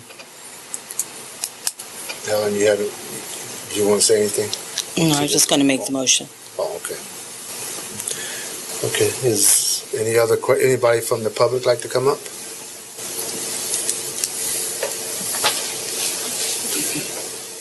Okay. I think she may be coming in. Oh. Which one? Well, they need to come up and talk.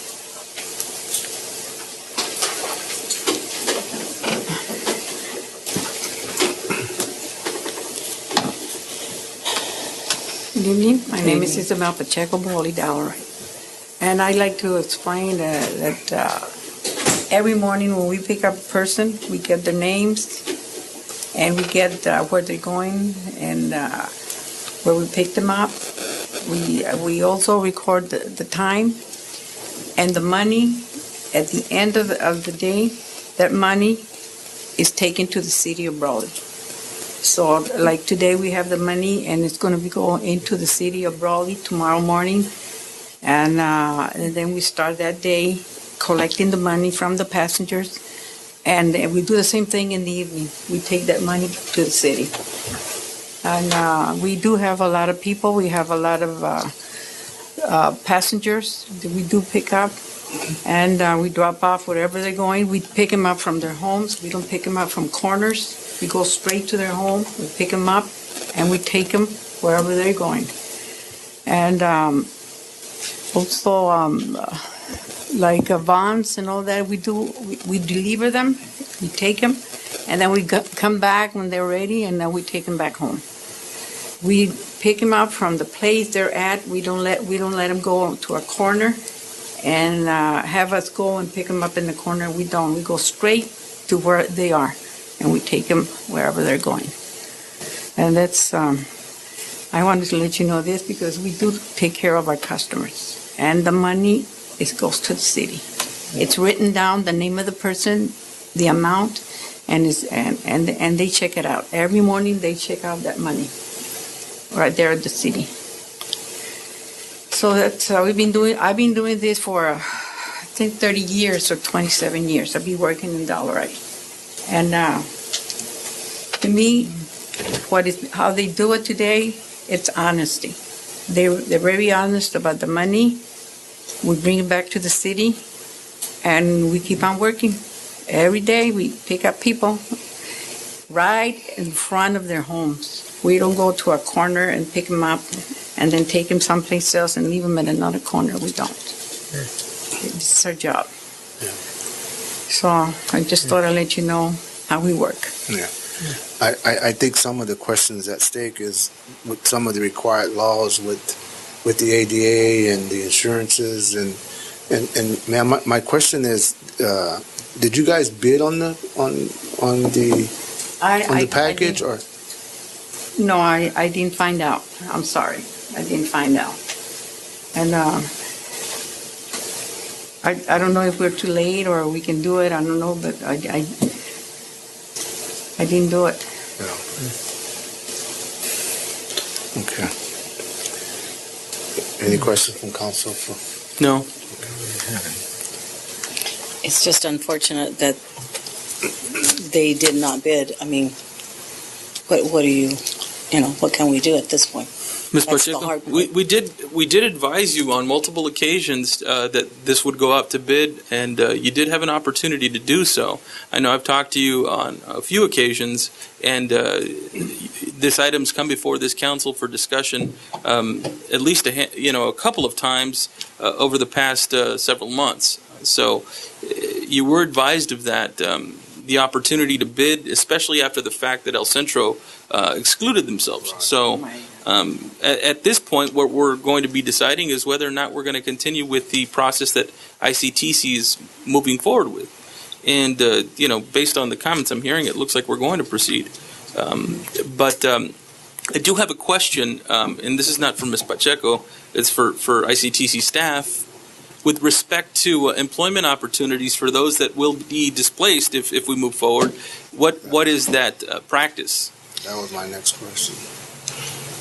The way the bid has been written, they are required. There's two regulations. One is a state regulation, and it's 1072, which requires the incoming provider to offer employment not to exceed 90 days to all of the incumbent transit operators, staff.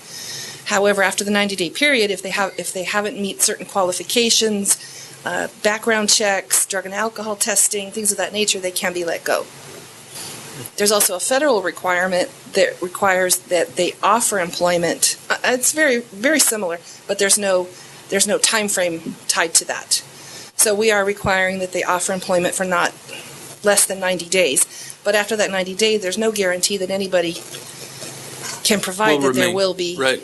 So, Ms. Williams, just logic, it would stand to reason then if they're providing the service now, they'll meet those requirements because these are state requirements, in some cases maybe even federal requirements as far as drug and alcohol I would like testing. to think so, Right, but and so unless we're out of compliance or something, but yes, it would be. I don't think it would be smart to not offer them. Right. I mean, the drivers are the people that know the passengers. The drivers know the streets and the addresses and the zip codes. So it's very common to offer employment as long as they meet the requirements. Yeah.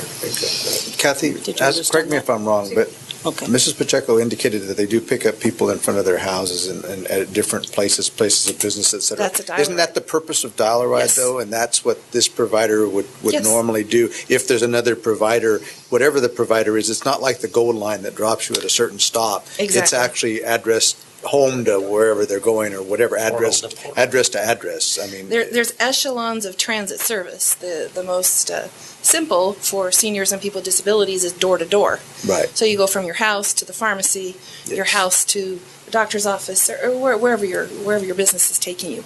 Then you have the circulator fixed route, which is very small.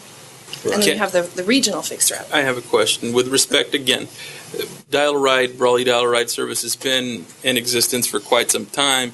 the writers have used it for quite some time, and there are nuances here that may not apply in other places. And so I'm sure that there are certain writers that maybe, can you explain the service of dial-a-ride, what the writers, who they should be?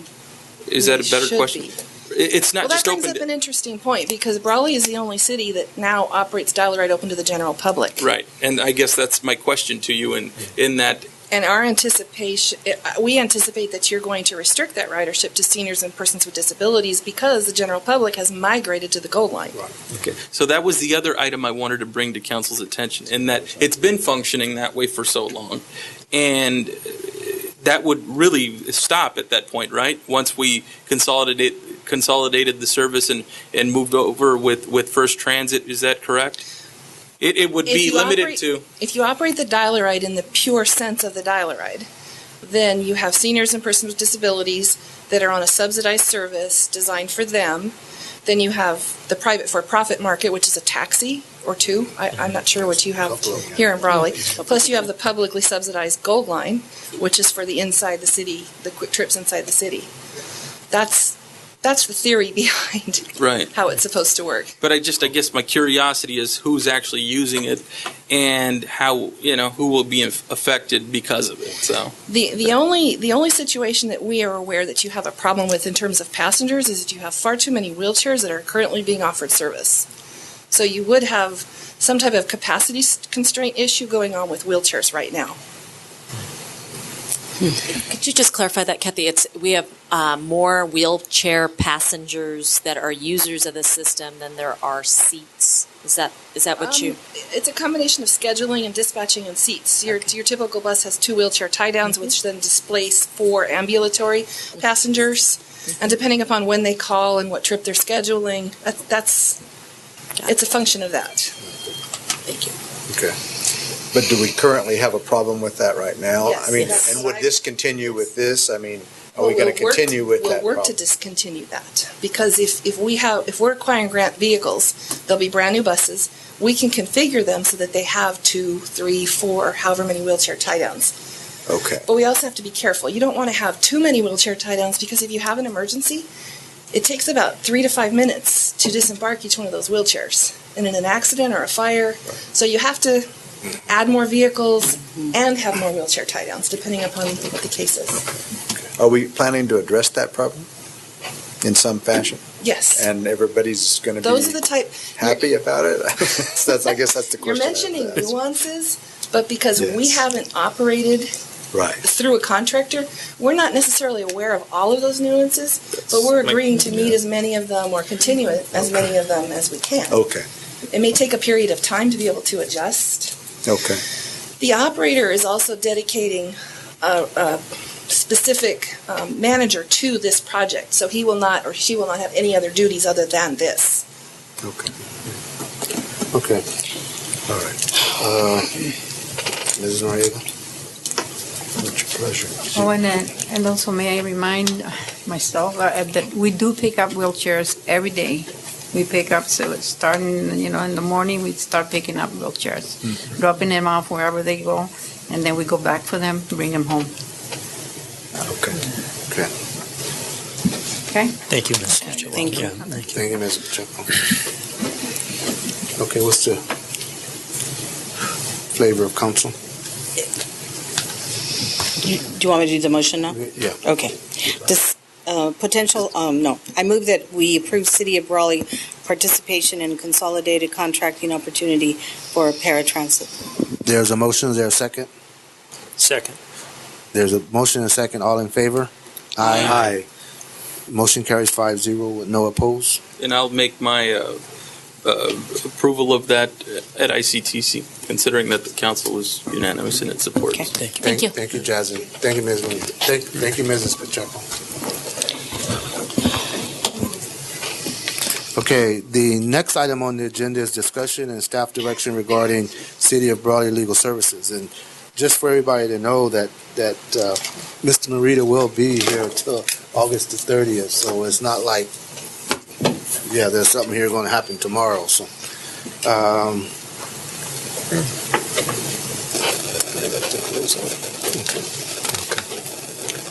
Okay, what's the wishes of the council? We want to give staff direction to What are our options, Mr. Mayor? Appointment, is that an option? we can look at an appointment, we can look at RFQs, or what do you guys want to? What do you guys want to do? I would kind of want my own personal opinion. I would like to kind of want to open up to different, to see what we have out there. Where this council will get together and interview, or do you want to do it by committee? I'm open for whatever you guys. We can review qualifications and then see, maybe we can do a brief interview. You guys okay with that?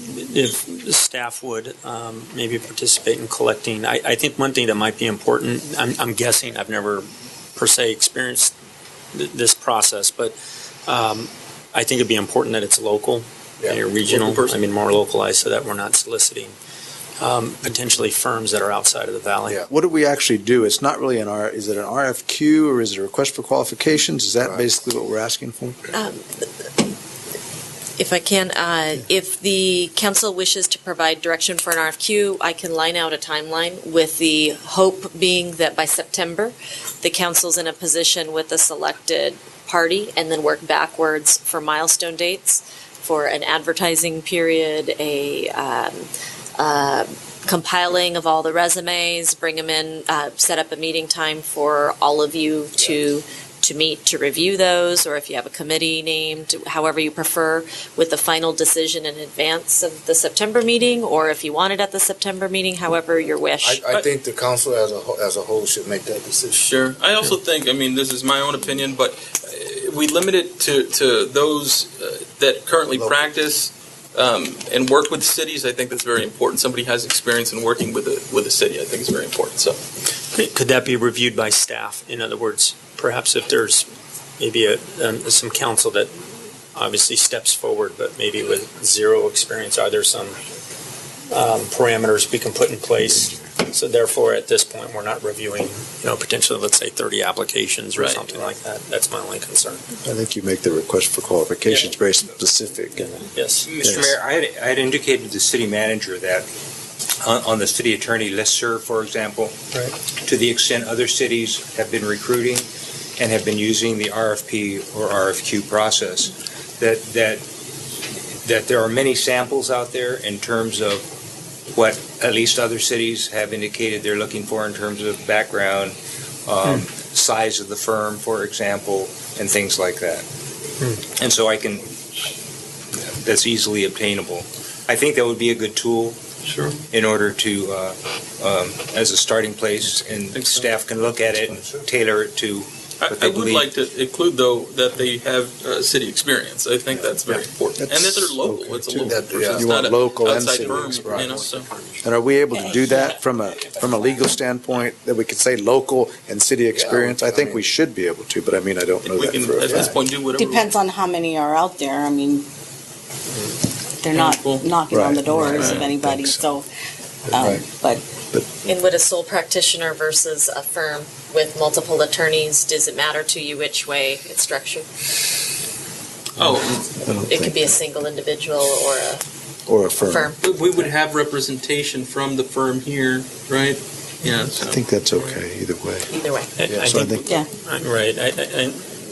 I think if we can kind of define that would be very helpful. So if there's a template and we can get that pared down, and I think we do have to be careful, though, if we do have a firm representing us, because if an individual attorney is not here and they're spending time reviewing somebody else's work that was here representing us one day, that's just going to be added cost, and so, it's going to add to our cost. So I'd feel more comfortable having an individual that we're identifying. Even from a firm, a specific individual that represents us, and then that stays consistent. As an example, because otherwise, if somebody's here representing the firm and then the next meeting it's somebody else, well, naturally they're going to have to review stuff, and that's added expense to us as well. So I think we need to spell that out in our. So basically, what we want to do is give staff direction to do the RFQ for a local attorney that has city experience and take a look at them and kind of filter them down and bring the applications back to this council to review. Is the council willing to do a special meeting in August to address that? If you're going to meet as a whole to review applications, there might even be a need for 2 meetings if you want to look at them at one meeting and then the next meeting, if whoever you choose for interview or whatever your next step is. Preferably towards the end of the month if we could. Okay. I'm okay with that. 1 meeting or 2 meetings? 2 meetings in one day. Great. I'm okay with that. If we set up interviews, we probably might need to give them a little bit more notice than a same day, because you wouldn't select your interviewees until you sit down. Depends on how many we have. Right. And we could do it in the morning and then late at evening, 6 o'clock. Then if we have an answer by then, they just need to be told ahead of time that might happen. That we will interview in the morning and maybe have an answer by. So for meeting notices purposes, it would be 1 meeting posted for the morning and then a second meeting posted for the night? The only thing I want to caution is that I don't, obviously this is an important decision, I mean, as many we make. And if Mr. Morita has been, I know, kind enough in his kind of transition, there's a transition period here.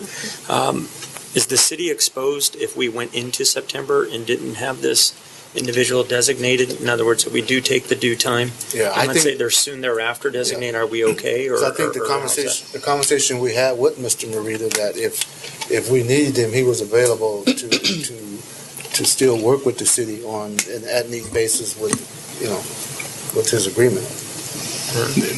That's true. I mean, whatever the city requires in that regard, you're not going to be left hanging. Okay. All right. Good to know. Dennis, and we truly appreciate that, and that was kind of my understanding. So, I mean, with that, I wouldn't press this in terms of time. Let's gather up the information and kind of define it, and then what I would be inclined to do is if we do have a meeting, maybe perhaps for review, and maybe we narrow it down to some candidates we'd like to interview, and then take that into September if that's acceptable. That's fine with me. With council. Yeah, I'm okay with that. I don't mind. Okay. That's good.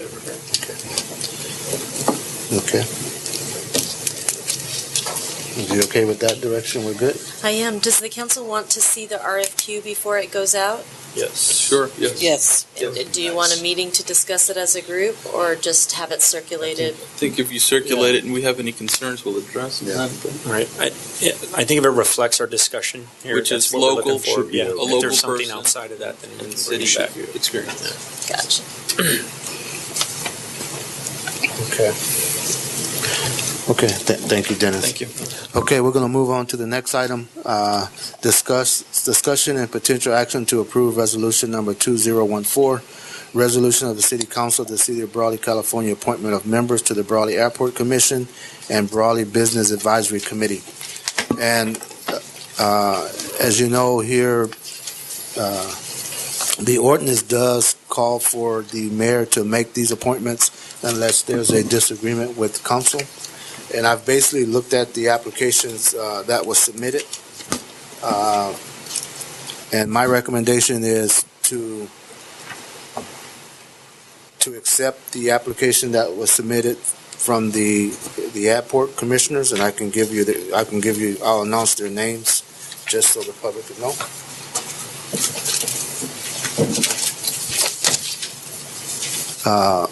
We got an application from Thomas Boyd Rutherford to be reinstated on the Airport Commission, Mr. Don Gibson, and Mr. Peter Osterkamp also submitted his application for the Brawley Airport Commission, which would take care of the 3 expiring conditions.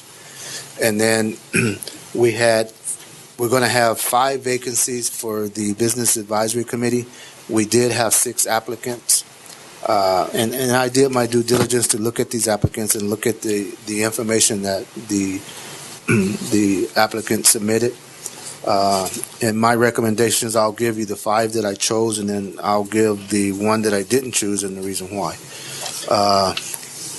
One of the applicants that I chose was Lupe Navarro.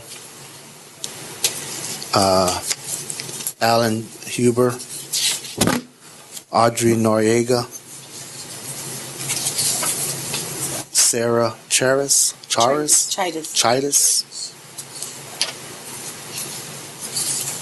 and I believe that should be one more in here. Sean Wilcox is the fifth one. And the other applicant that submitted is Jesse Hernandez. And I went over the applicant. There was not very little information at all on the application. And after my going through and looking at the information that was provided, I chose the 5 names that I just submitted, excluding Jesse Hernandez. Mr. Mayor, if I may make a couple of notes. There was a vacated position on the Airport Advisory Commission. It's an existing term that has 1 year remaining on it, and so as a result of tonight's action, based on the applicants received and your proposal, we would have one remaining vacancy, which I presume is for the 1 year term, and that the others are for 2 year that you're naming. So just wanted to clarify that. And then also as a separate item, before you take action to name, it's suggested that you first consider a resolution that was included in your amended agenda that allows for the continuance of the Business Advisory Commission, which was scheduled to sunset in June 30, 2014.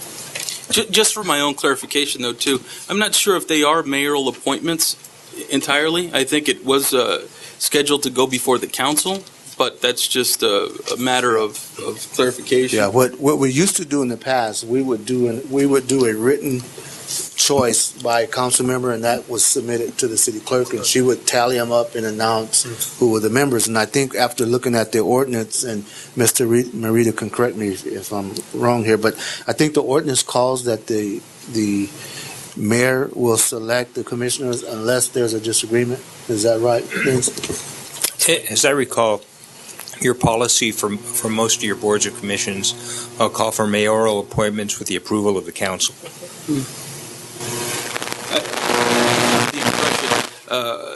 That it wasn't a mayoral appointment. I know we've been through this before and we've done it differently. And so with respect to the committee, since it's not a commission, my impression was that it was open to the city council to select, and then if they had enough votes, and we would move forward with that. But at any point, that was just a comment for clarification. I think what had happened in the past is that when it first started, the mayor was making the appointments, and then it kind of segued to where the mayor wanted input from the council, and so then it kind of just evolved to a situation where it just came to the council, and then there ended up being a vote. And so I think the council kind of moved away from the mayoral appointments, but as I recall, the policy does say call for a mayoral appointment.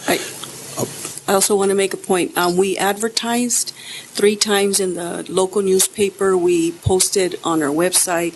We also had the Chamber of Commerce help us out advertising, and the only applications that were received are the applications that are in the packet. It's been a long time. We've worked at trying to get the Business Advisory Commission committee to form, and it's just been probably now 4 years, and it hasn't necessarily moved forward.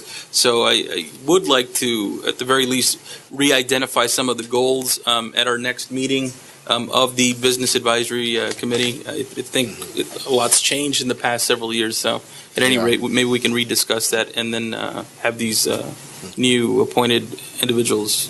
And then we also, the term was up June 30th, 2014. Right. So and I think we reduced the number of from 7 to 5. So.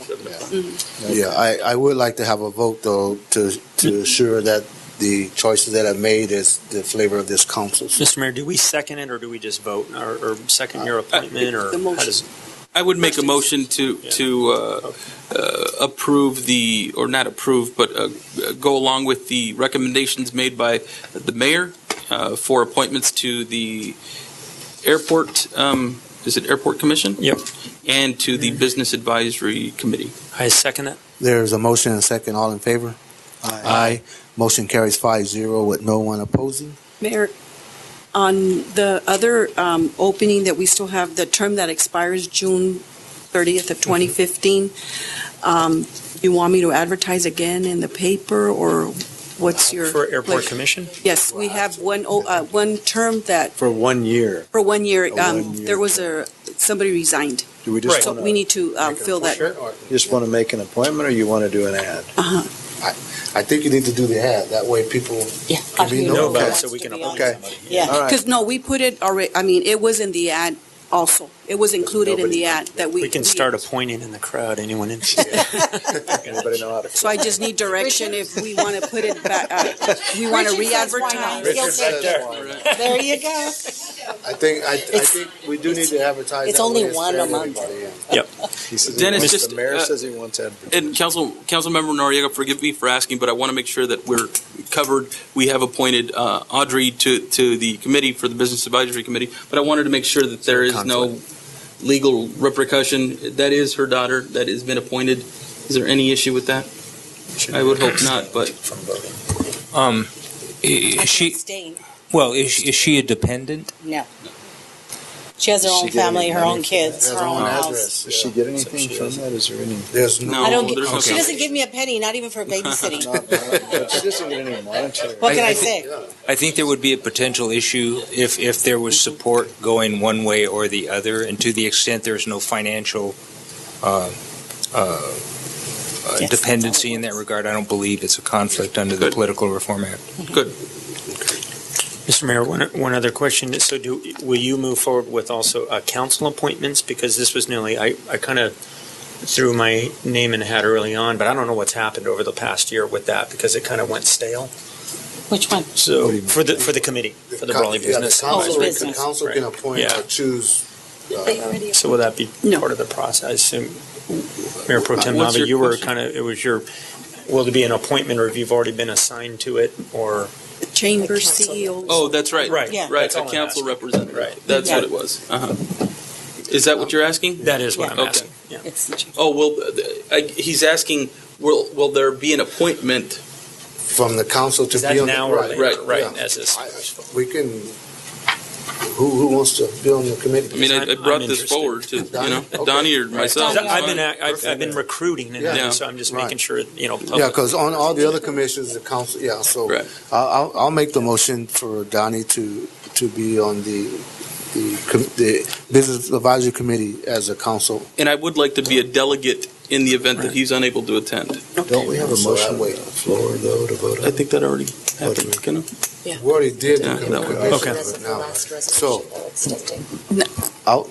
I'll make the motion for Donnie to be the delegate and George to be the alternate. Is there a second to that motion? Second. There's a motion and a second. All in favor? Aye. And would staff make sure, I want to make sure in the bylaws, or however we're structured here, that it's not in conflict with my other commissions and committees? It won't. Schedule. It won't Okay. be. Oh, It won't the be. time. Oh, right. The meeting It times. won't be. Time. It's 7 days in a week. It won't be. Okay, the motion carried 5-0. Any opposed? There was none opposed. So Mayor Campbell, there is one more action tied to this, and that is the actual extension of the Business Advisory Committee's. It sunsets this month. A resolution So we want until to, 2016, June 30th. can we do that as part of this? we can approve the resolution. It's a separate So resolution. I would make a motion to extend the Business Advisory Committee Resolution. resolution to end in June 30th, June 30th, 2016. Okay. I second. There's a motion and a second. All in favor? Aye. Motion carries 5-0 with no one opposing. Okay, the next item on the agenda is discussion and potential action regarding city council meeting date change from September the 2nd, 2014 to September the 9th, 2014. I think this request is made due to the League of City meeting that we've got council members attending. So I'm okay with that change. I'd make a motion to change the council meeting date from September 2nd to September 9th. There's a motion on Second. There's a motion and a second. All in favor? Aye. Motion carries 5-0 with no opposed. Okay, departmental reports. The update regarding emergency work at the Lions Center to replace 2 air conditioning units. Mayor Campbell, members of council. Got to say, you guys are getting your money's worth out of me on my last council meeting. Wow. Well, I got some good news concerning our air conditioning units for the Lions Center. They'll be arriving in Yuma on Thursday, and they will be shipped to Hopeville by Friday.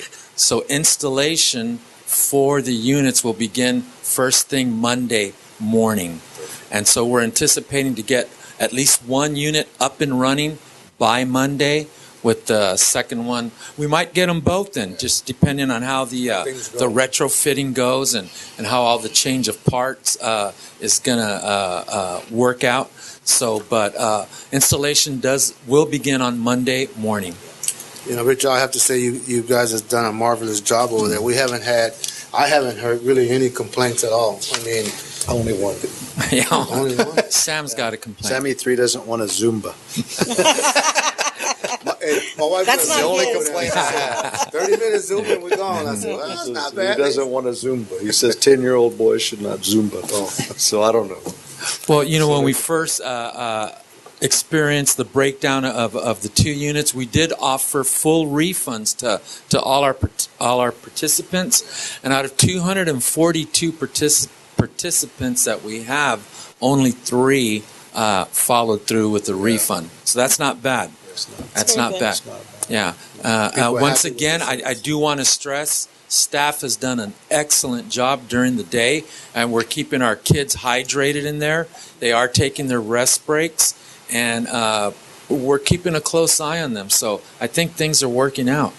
So, and hopefully by Monday, we'll be back, back in good shape. Thank you for the update. Okay. We appreciate All right. your effort and your staff, brother.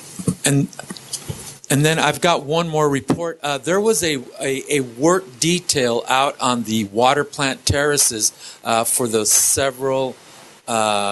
past 3 Saturdays. What happened there? The site just got away from us.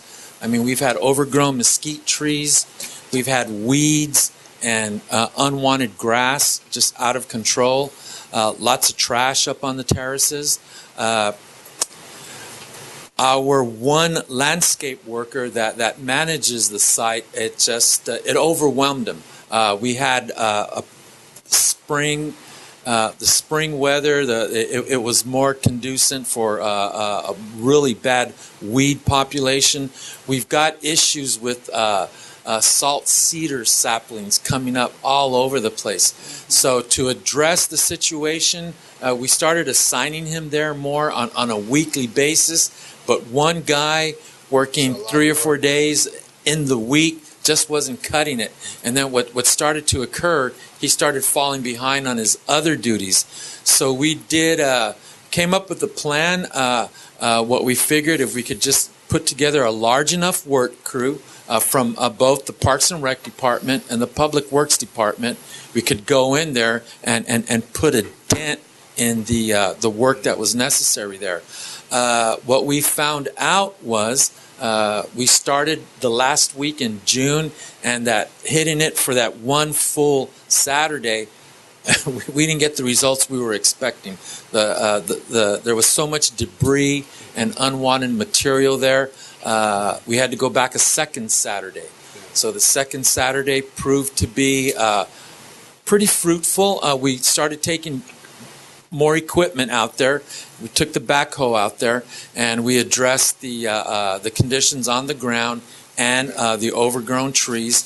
So once again, after surveying the results of the 2 weekends' work, we went out there for a 3rd weekend, and this past weekend was our largest crew out there. We had 4 members from Parks Department and 4 members from Public Works. So with the extra amount of people there, with the utilizing more equipment, we got to the point where it's more manageable for right before cattle call. Cattle call's right around the corner. Yeah, cattle call's right around the corner. We don't have the prison crews. So right. Yeah. So understanding that the terraces are a very critical location during cattle call, because that's where all our RVs park. We just dove into it and thinking that we would get good results in 1 to 2 weeks. Well, that didn't happen. That's why we went with the third week of work. We did, our first week of work was right before the end of the fiscal year, so we did check. Our overtime budgets were good and steady there, so we were able to go in without having to make any adjustments to our overtime accounts. And the last two work details were after the new fiscal year. So starting a new fiscal year, we were in good shape, and so the area does look a lot cleaner. We're to the point it's more manageable, and we'll just have to pay a lot stricter attention to that site since cattle call is coming up. That's what I was going to ask you. Any So questions? you have it now on your calendar when you're going to be able to go between Public Works, not you, Now, not right, him, right, yeah.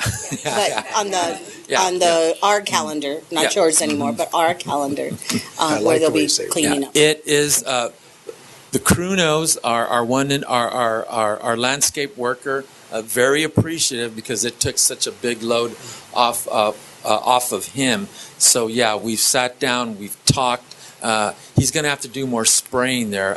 He doesn't spray very much because being the terraces, and we get a lot more walkers and joggers through the little walkways and the stairs there. But in some areas away from those pedestrian walking sites, we decided just going to have to start spraying more out there for better weed control. Thank you, Rich. Thank you. Thank you. All right. Thank you. Okay, there is another department report for Jasmine. Yeah, good evening again. I wanted to share with council the piece of equipment we received this afternoon. Very excited and thankful for this. We have the message boards and the arrow boards. These are the flashing arrow boards right here. So they were just delivered at 1 p.m. today. Nice. And- Party over here. Right, and then this is the message boards. So we should be utilizing this in our hopefully in our next Main Street events. Okay. And also, I wanted to share some of the efforts that were achieved by staff teaming up with Elms Equipment and Allied on the Schellenberger drain from I Street to Main Street. There was an area on Best Road that we had a lot of complaints about, so we were able to address it. We're also currently obtaining quotes to address the area by the airport, but this was completed this week. So. Thank you very much. Thank you. You're welcome. Looks good. Thank you, Jasmine. Okay. The next item is the information reports, and I think that was in all the packets. Everybody got that? Got it. And then the thing I want to mention too, after doing the commissions and stuff, I seen the attendance report on some of the commissions, and I have to say, I know a lot of these positions are volunteer, but there is some bylaws and regulations that we have to go by. And it basically says, if a member of any board or commission created and existing in the city, whether appointed for a fixed term or serve at the pleasure of the city council, does or fails to do any of the items listed in the with the bylaws. Basically what it says is if a commissioner missed 4 consecutive meetings, that person can be removed by the council. And I looked at some of the attendance from the commissioners, and I'm not going to call out any names. I don't think it's proper to do that, but there's several folks that are appointed and assigned to commissioners that has missed 4 consecutive meetings. So, just for the record, I just remind them that, they need to try to make the meetings. That's the whole purpose of putting the commissions together. Do we normally send a letter to them? Do we need to do something? Does the mayor need to do that? That would be a good idea, to just advise them of the, not so much of the policy, but be very direct in saying you've missed this many, Are you still interested in serving? I mean, if you're not, then we need to take action. We'll move forward, sure. Yeah. I sent some out last year. Yeah. But it was a different individual. Maybe But I could send the same. Yeah, I think we should just letter. to let them know. I mean, that when we do get the reports that we notice it. And I mean, they're appointed to the commission by the mayor or the city council to participate. If they're not going to go to the meetings, and then it can have an impact on quorums. It can have an impact on business getting taken care of. And so, I mean, they're volunteers certainly. I mean, but I think that if they're not going to be able to attend, then we need to take some kind of action. Mr. Mayor, also, my recommendation also is solicit, I would assume the commission would have good insight as to that member's contributions, sometimes extenuating circumstances, whatever the case may be, but they may have been a multi-year contributor that brings certain expertise. So I think, certainly take maybe a little bit of the lead from the commission or committee as well. As to whether, to see what the issue reason for the absence or something. Yeah. Okay, council member reports. I'll start with Mrs. Marie. Okay. On Thursday, I will be going up to Los Angeles, and I'm going to take a certificate of recognition. It says this certificate is hereby presented to Southwest Voter Registration and Education Project, SVREP, in celebration of their 40th anniversary as a leading Latino voter mobilization organization in the United States history. These are young men and women. I say young because when I look around, everybody's younger. But they're traveling to different cities, helping out for whoever, let's say, Donnie here, he's going to be up for re-election. They will come down and surface the whole city and check and see where the voters have gone to vote, which ones haven't, and make a recommendation of how we can get the voters out to vote. That's one of the things that they do. They it says Latino, but it's open, to anyone. Donnie's Latino, right now. See. So I'll be gone on Thursday, be back either Thursday midnight or Friday morning. And they're paying the $250 dinner that I'm going to be I'm on the sheet for as a hostess. So don't ask me how that happened, but that happened. I only went to one meeting. So you might keep that in mind, those of us who are running for re-election. They're on the website. Also, I was able to go to the retirement of the CEO, Mr. Green, at the El Centro Regional Medical Center at the Holiday Inn. And our mayor, of course, did a great job in representing us. I have to thank him again. We were going to give him a card or something, and we had a miscommunication, so we didn't. But I tell you, he came up with a good story and stuff, so we got out of that one nice and clean. Thank you again.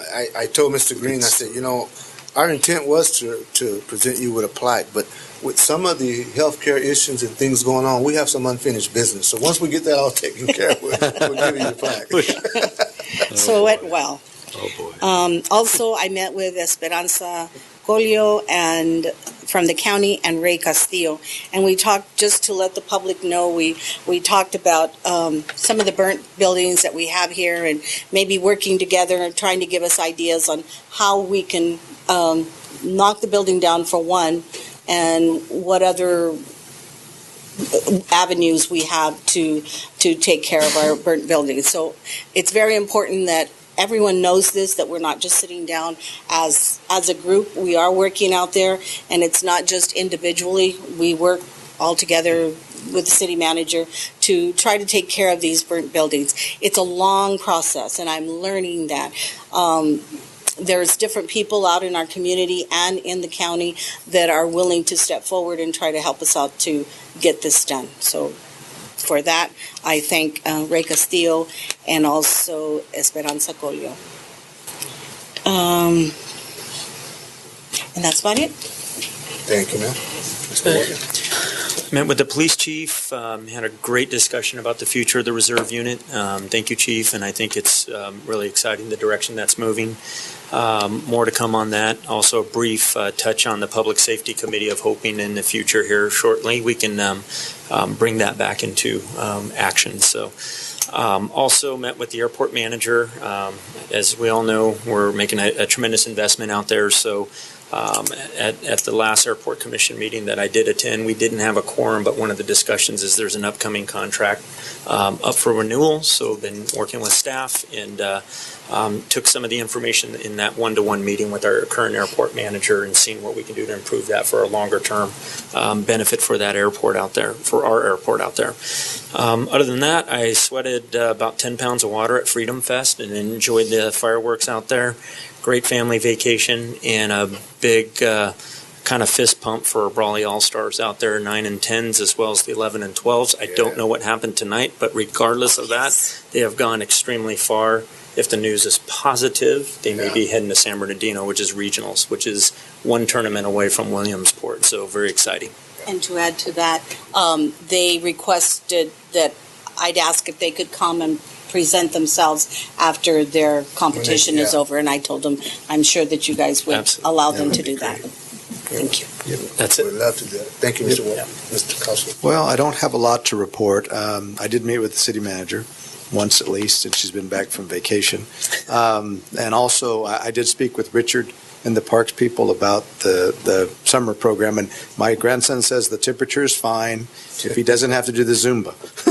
And that's the only thing that, and it's kind of funny because he comes up to me and he says, I only have one complaint, about the summer program, and that's the Zumba that I have to do. I said, maybe it's good for you. And he goes, yeah, but I can't really, I just don't like it. So I told him, Mal, and I would go and send in a complaint, and I did. And I thought you were going to say you were going to go do the Zumba. No, and the next day, I asked him, "Did you have to do the Zumba?" And he goes, "Yes."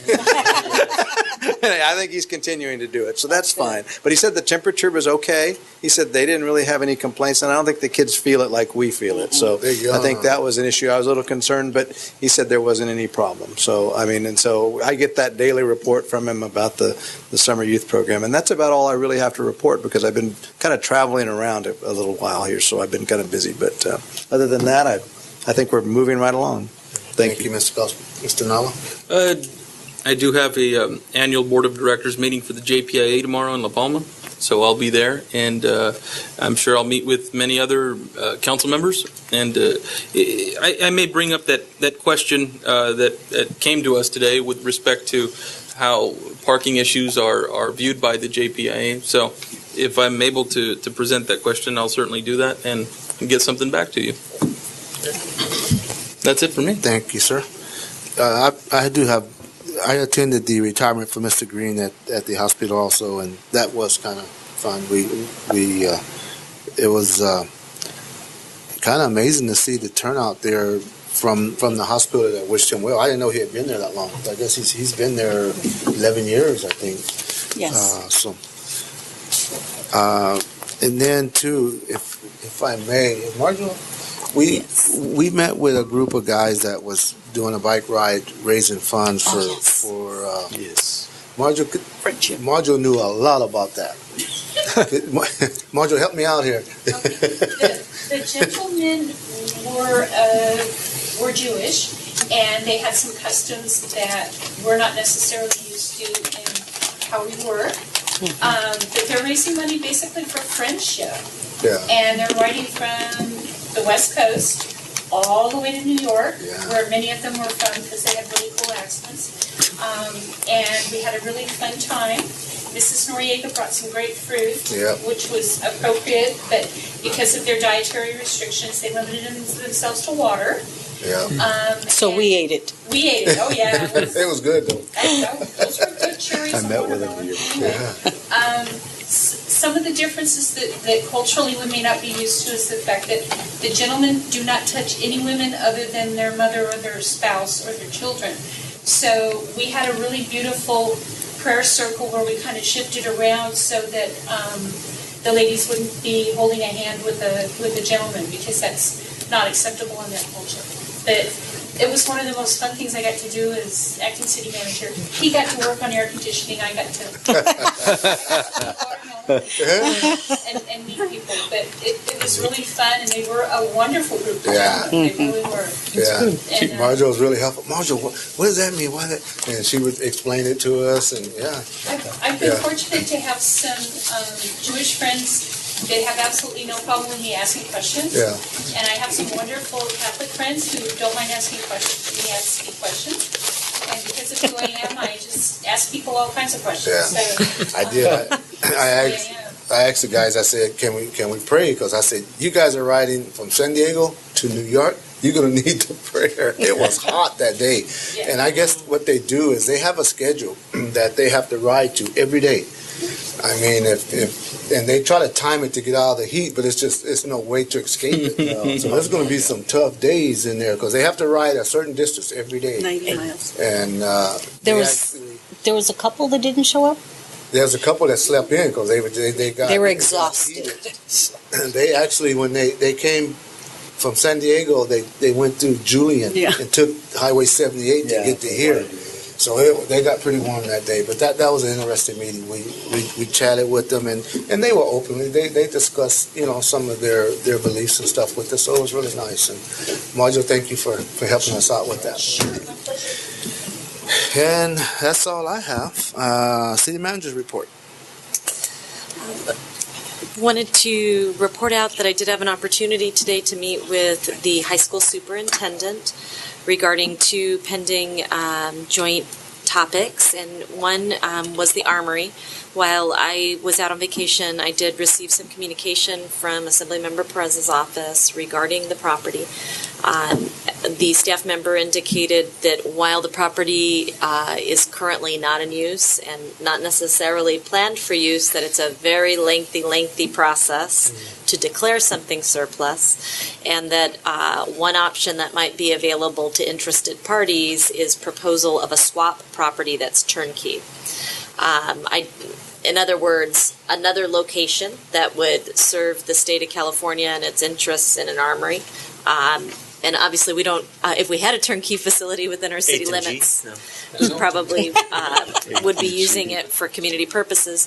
I then subsequently received a call from Senator Wesso's office and inquiring whether I had had any follow-up communication with the point of contact at the state regarding the letter that was forwarded on behalf of the high school and the city.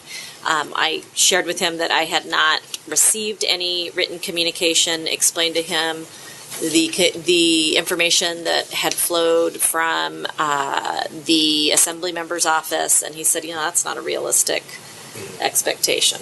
I wonder if they'd be willing to let us use it for upkeep, or to keep the grass watered and cut, and to keep the building maintained. Might allow us to use it if they'd be willing to do that. Also, did you by any chance mention the fact that some time ago we were offered the building for $1 at that time? It was when Danny Paramo was on the city council. That's the only one I remember. I don't know who else. Not at that time, but I did reference the Calexico opportunity that I think is about 10 years old, where they sold the armory for $1. Okay. Frank Salazar from Senator Wesso's office was going to do some retracing of steps to determine whether the state might consider a similar arrangement. So I just wanted to share an update that the communication is continuing. High school doesn't have any properties either that they are able to propose for a turnkey trade. So that's the update on the armory. On the animal barn, I did have an opportunity to talk with Dr. Danielian about the action taken by the board last week. And it was indicated that the board did choose to move forward with what they've called a temporary solution on A Street. And they also decided, because of it being temporary, that they will not be proceeding with the CUP process. So they'll be building it or erecting whatever improvements on site following the state requirements, not necessarily city ordinance. So they'll bypass the CUP process. I did express to Dr. Danielian some of the concerns with going down that road. She stated that they will monitor it very closely, but because the date for animals to arrive in the fall is as close as it is to today,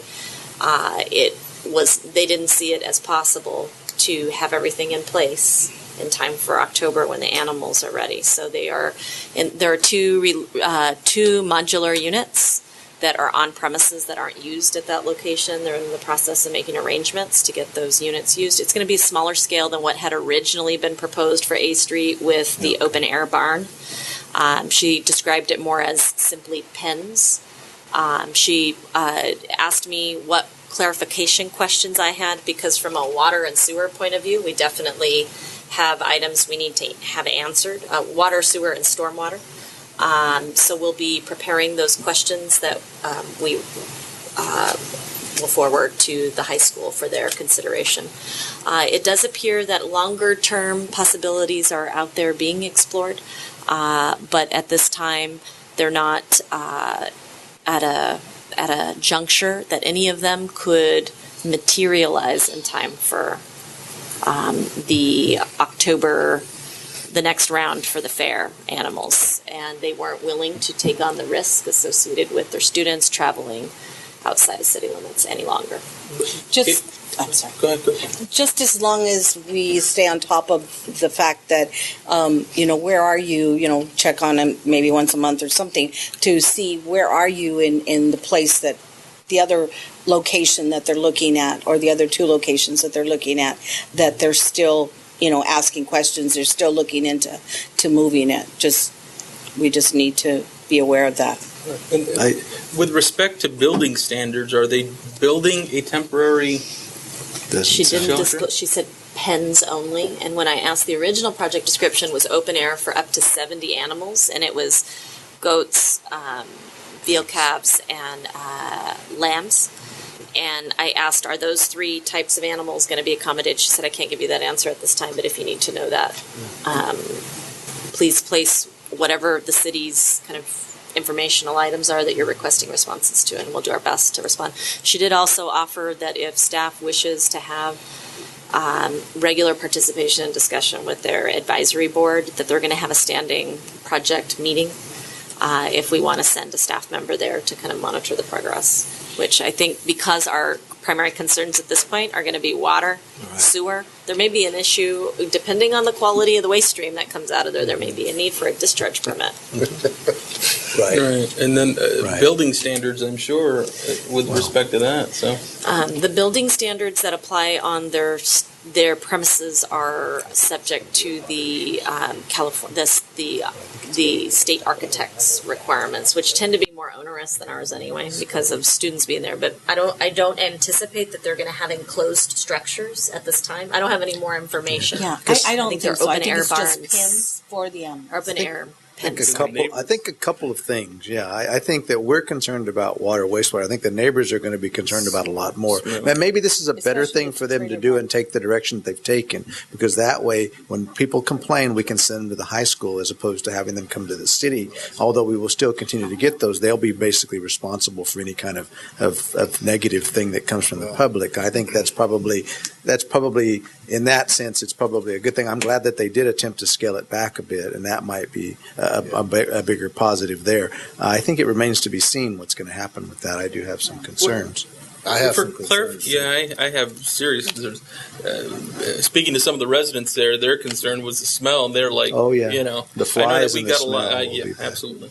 With respect to the location, could you describe that so we know where it's So at? it would be where the current greenhouse is, immediately north of the high school's northern kind of traditional boundary and then on A there's Street. Those mobile units here. And there's modulars. I believe there's And there's 4 a to 5 parking on lot. site. There's They're an gonna be using unimproved the parking lot. Right. That's going to be very interesting. Wow.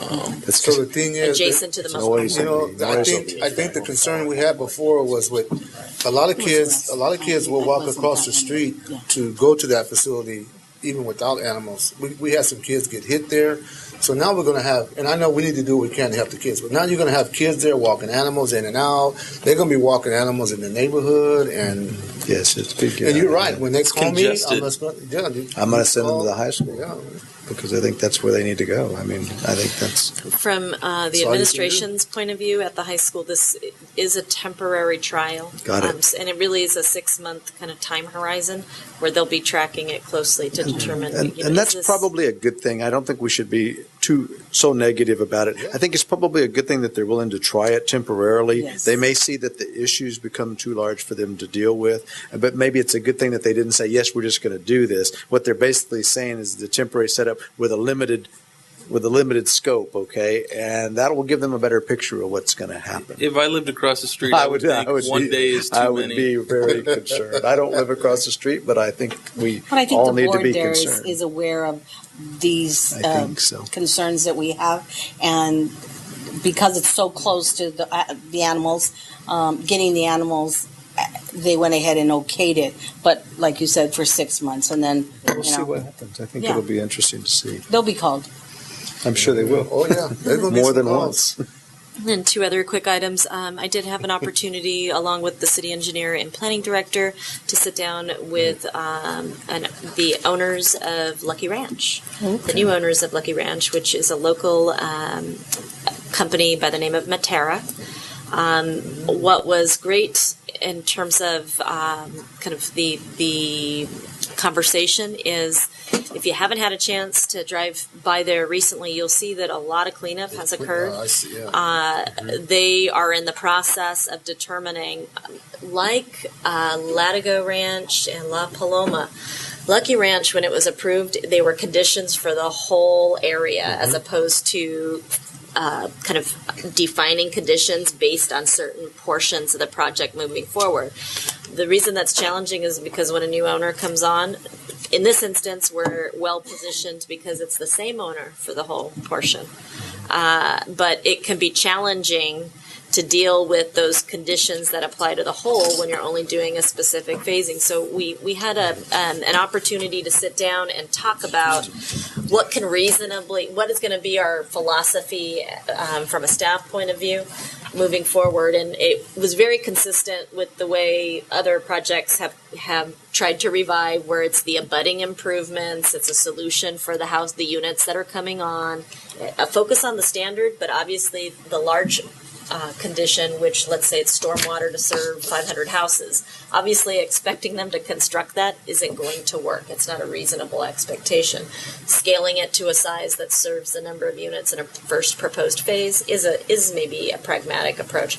If there is a change in conditions, it has to come to you. So it will, and they understand that there are clear approvals that are necessary. They wanted to get off on a positive foot. They have gone through a preliminary sit-down in the DRC, and the Development Review Committee environment, and they have asked if we could to dust off those very detailed assessments that were prepared as the city pursued its discussions with the bonding company about the state of conditions back in 2011. So we'll be providing them some information relative to, at that time, that this is the snapshot. We also offered that as they move along, you'll want to have positive dialogue with them about reviving the project, and if we can be assistance to them in any way, we're certainly available to be their points of contact. So hope to have more news coming your way on Lucky Ranch in the not so distant future. On another development, La Valencia 3 that came before us about 3 months ago. What is happening with that? And I've received a couple of phone calls of late because of pending activity. We are awaiting the pulling of the building permits. I checked in on Friday. It had not occurred, and I don't believe it occurred Monday or Tuesday. But let me look this way. How many units? 23, right? They've asked for, I think there's 23 lots left, and they've asked for construction water already, so I'm assuming that they're starting to prepare the groundwork. It's in progress. I see. It's pretty exciting. They're flooding pads and getting the dirt work. And the bonds are in place. The action that went before you guys was the revised subdivision agreement and the bond substitution. All those documents are in place, and it's literally prepped for when they're ready to pull the lever and make the payments for building permits. They're good to go.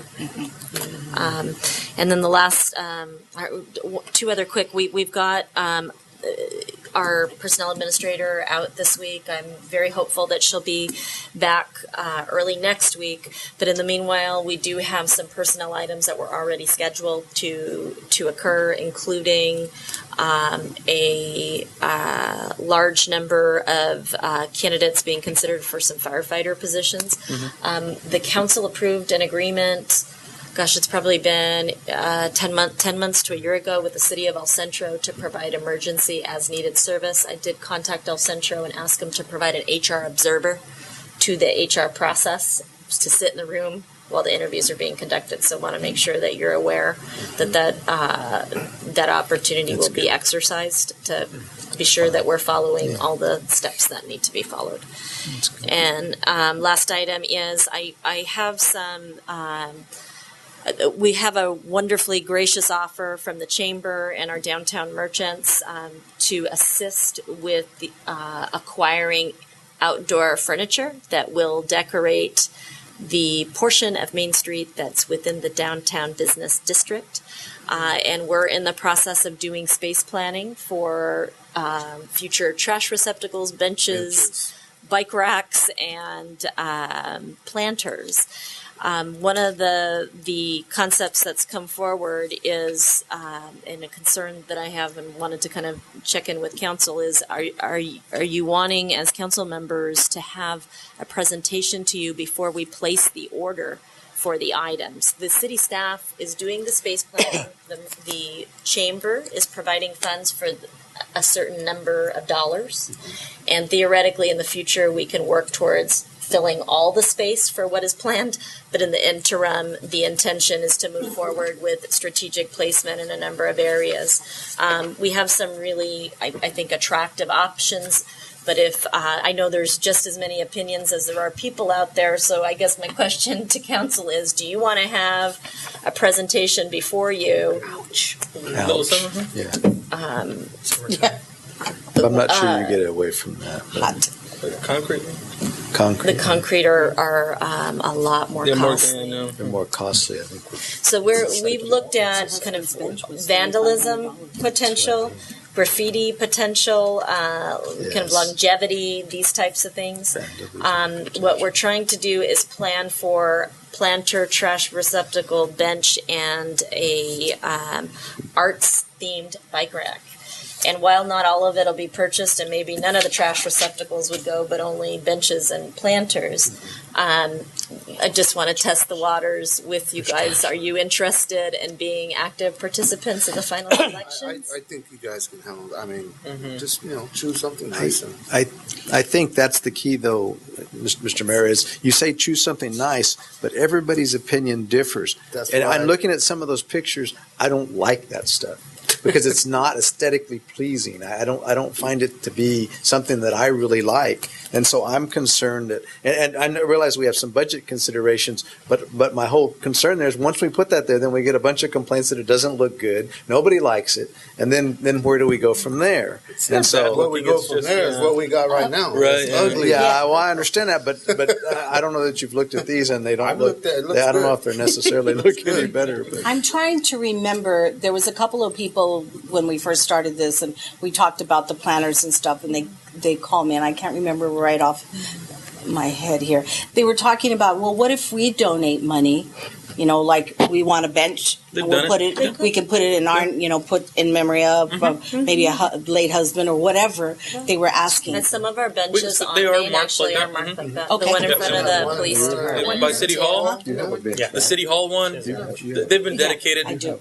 They've been dedicated. Those are concrete benches, and then they can do that though. Okay. And then there's a nice plaque. On this project, I was asking. Absolutely. I know that we can do it, but it'd be awesome to have. We'd love to have donors. I have to remember. In this instance, we were looking at how to make the money go as far as it could.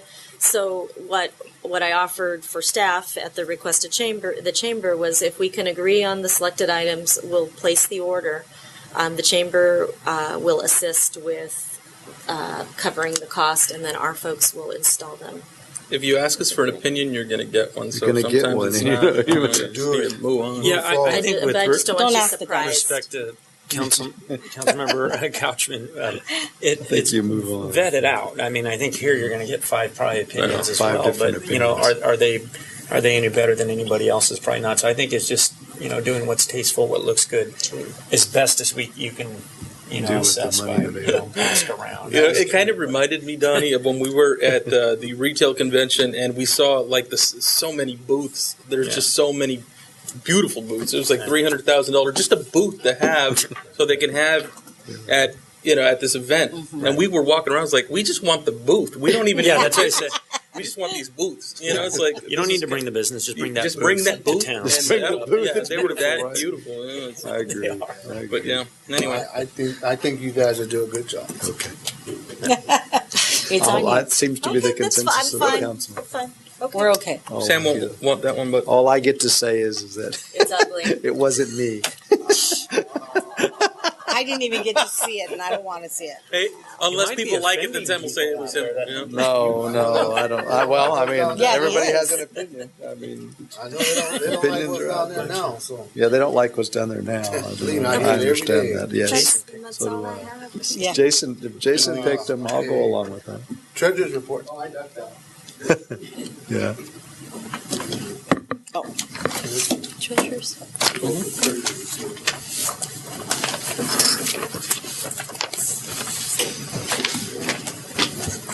Oh, we bypassed her. Sorry. Good evening, Mayor, Council, and members of Mayor Campbell and members of the council. I have the investment activity report on behalf of the treasurer in front of you, and I'll make it very brief. The first portion of the report, you see that we have $28 million in LAIF. The second portion of the report, we have securities as of March 31st in the amount of $5,892,000. These were securities purchased as of end of March. The next section is securities purchased in April and May in the amount of $1,960,000. And on the bottom of the page, the most important item that I'd like to point to is that by the city diversifying its investment portfolio, the city has increased its revenue by $24,000, compared as if the city would have left those amounts into LAIF. It would have only realized the amount of $4,575. $20,000 more. That's good. Yes, 24. That's pretty good. 24. 20. I'm sorry. 24. 24,000. 24. That's the comparison. Very good. Good information. Very nice. Very nice. Good. Thank you. Thank you. Thank you. Thank you, Jim. I want to add something to that. Ruby and I have visited every bank and finance institution in the city of Brawley, and most of them don't want our money, or they don't qualify. Well, safety comes first. Now, for instance, Community Bank and Sun Community, they would only take $1 million because they don't want to be paying out more than they're getting in. Then some other, one particular bank, the security was all out of country, and the collateral, we have to be able to lay our hands on the collateral, which is 110%. And so this really eliminated it down to 2 banks that we can do business with. And there's a whole collage of different investments we have go on. These are, some of them are 2 years, 5 years. But Ruby's calling me in about every 6 months and sitting down and say, well, where do we go with this? And so we continue to, it's a continuous deal changing constantly. So, and we're real glad to have Rosa on board. She's doing a great job. So, Thank you, Mr. Very Hamilton. good. Thank you.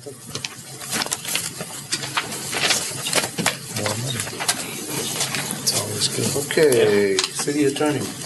Mr. Mayor, I have nothing to report, except I just want to say again, though, I appreciate the recognition. It is very much appreciated. Thank you. Thank you, sir. City Clerk? Thank you. Nothing to report. Okay, with that being, we're going to go into closed session, and Is there anything in closed session, Mr. we Mayor? appreciate everybody coming out. Thank you. God continue to bless you guys.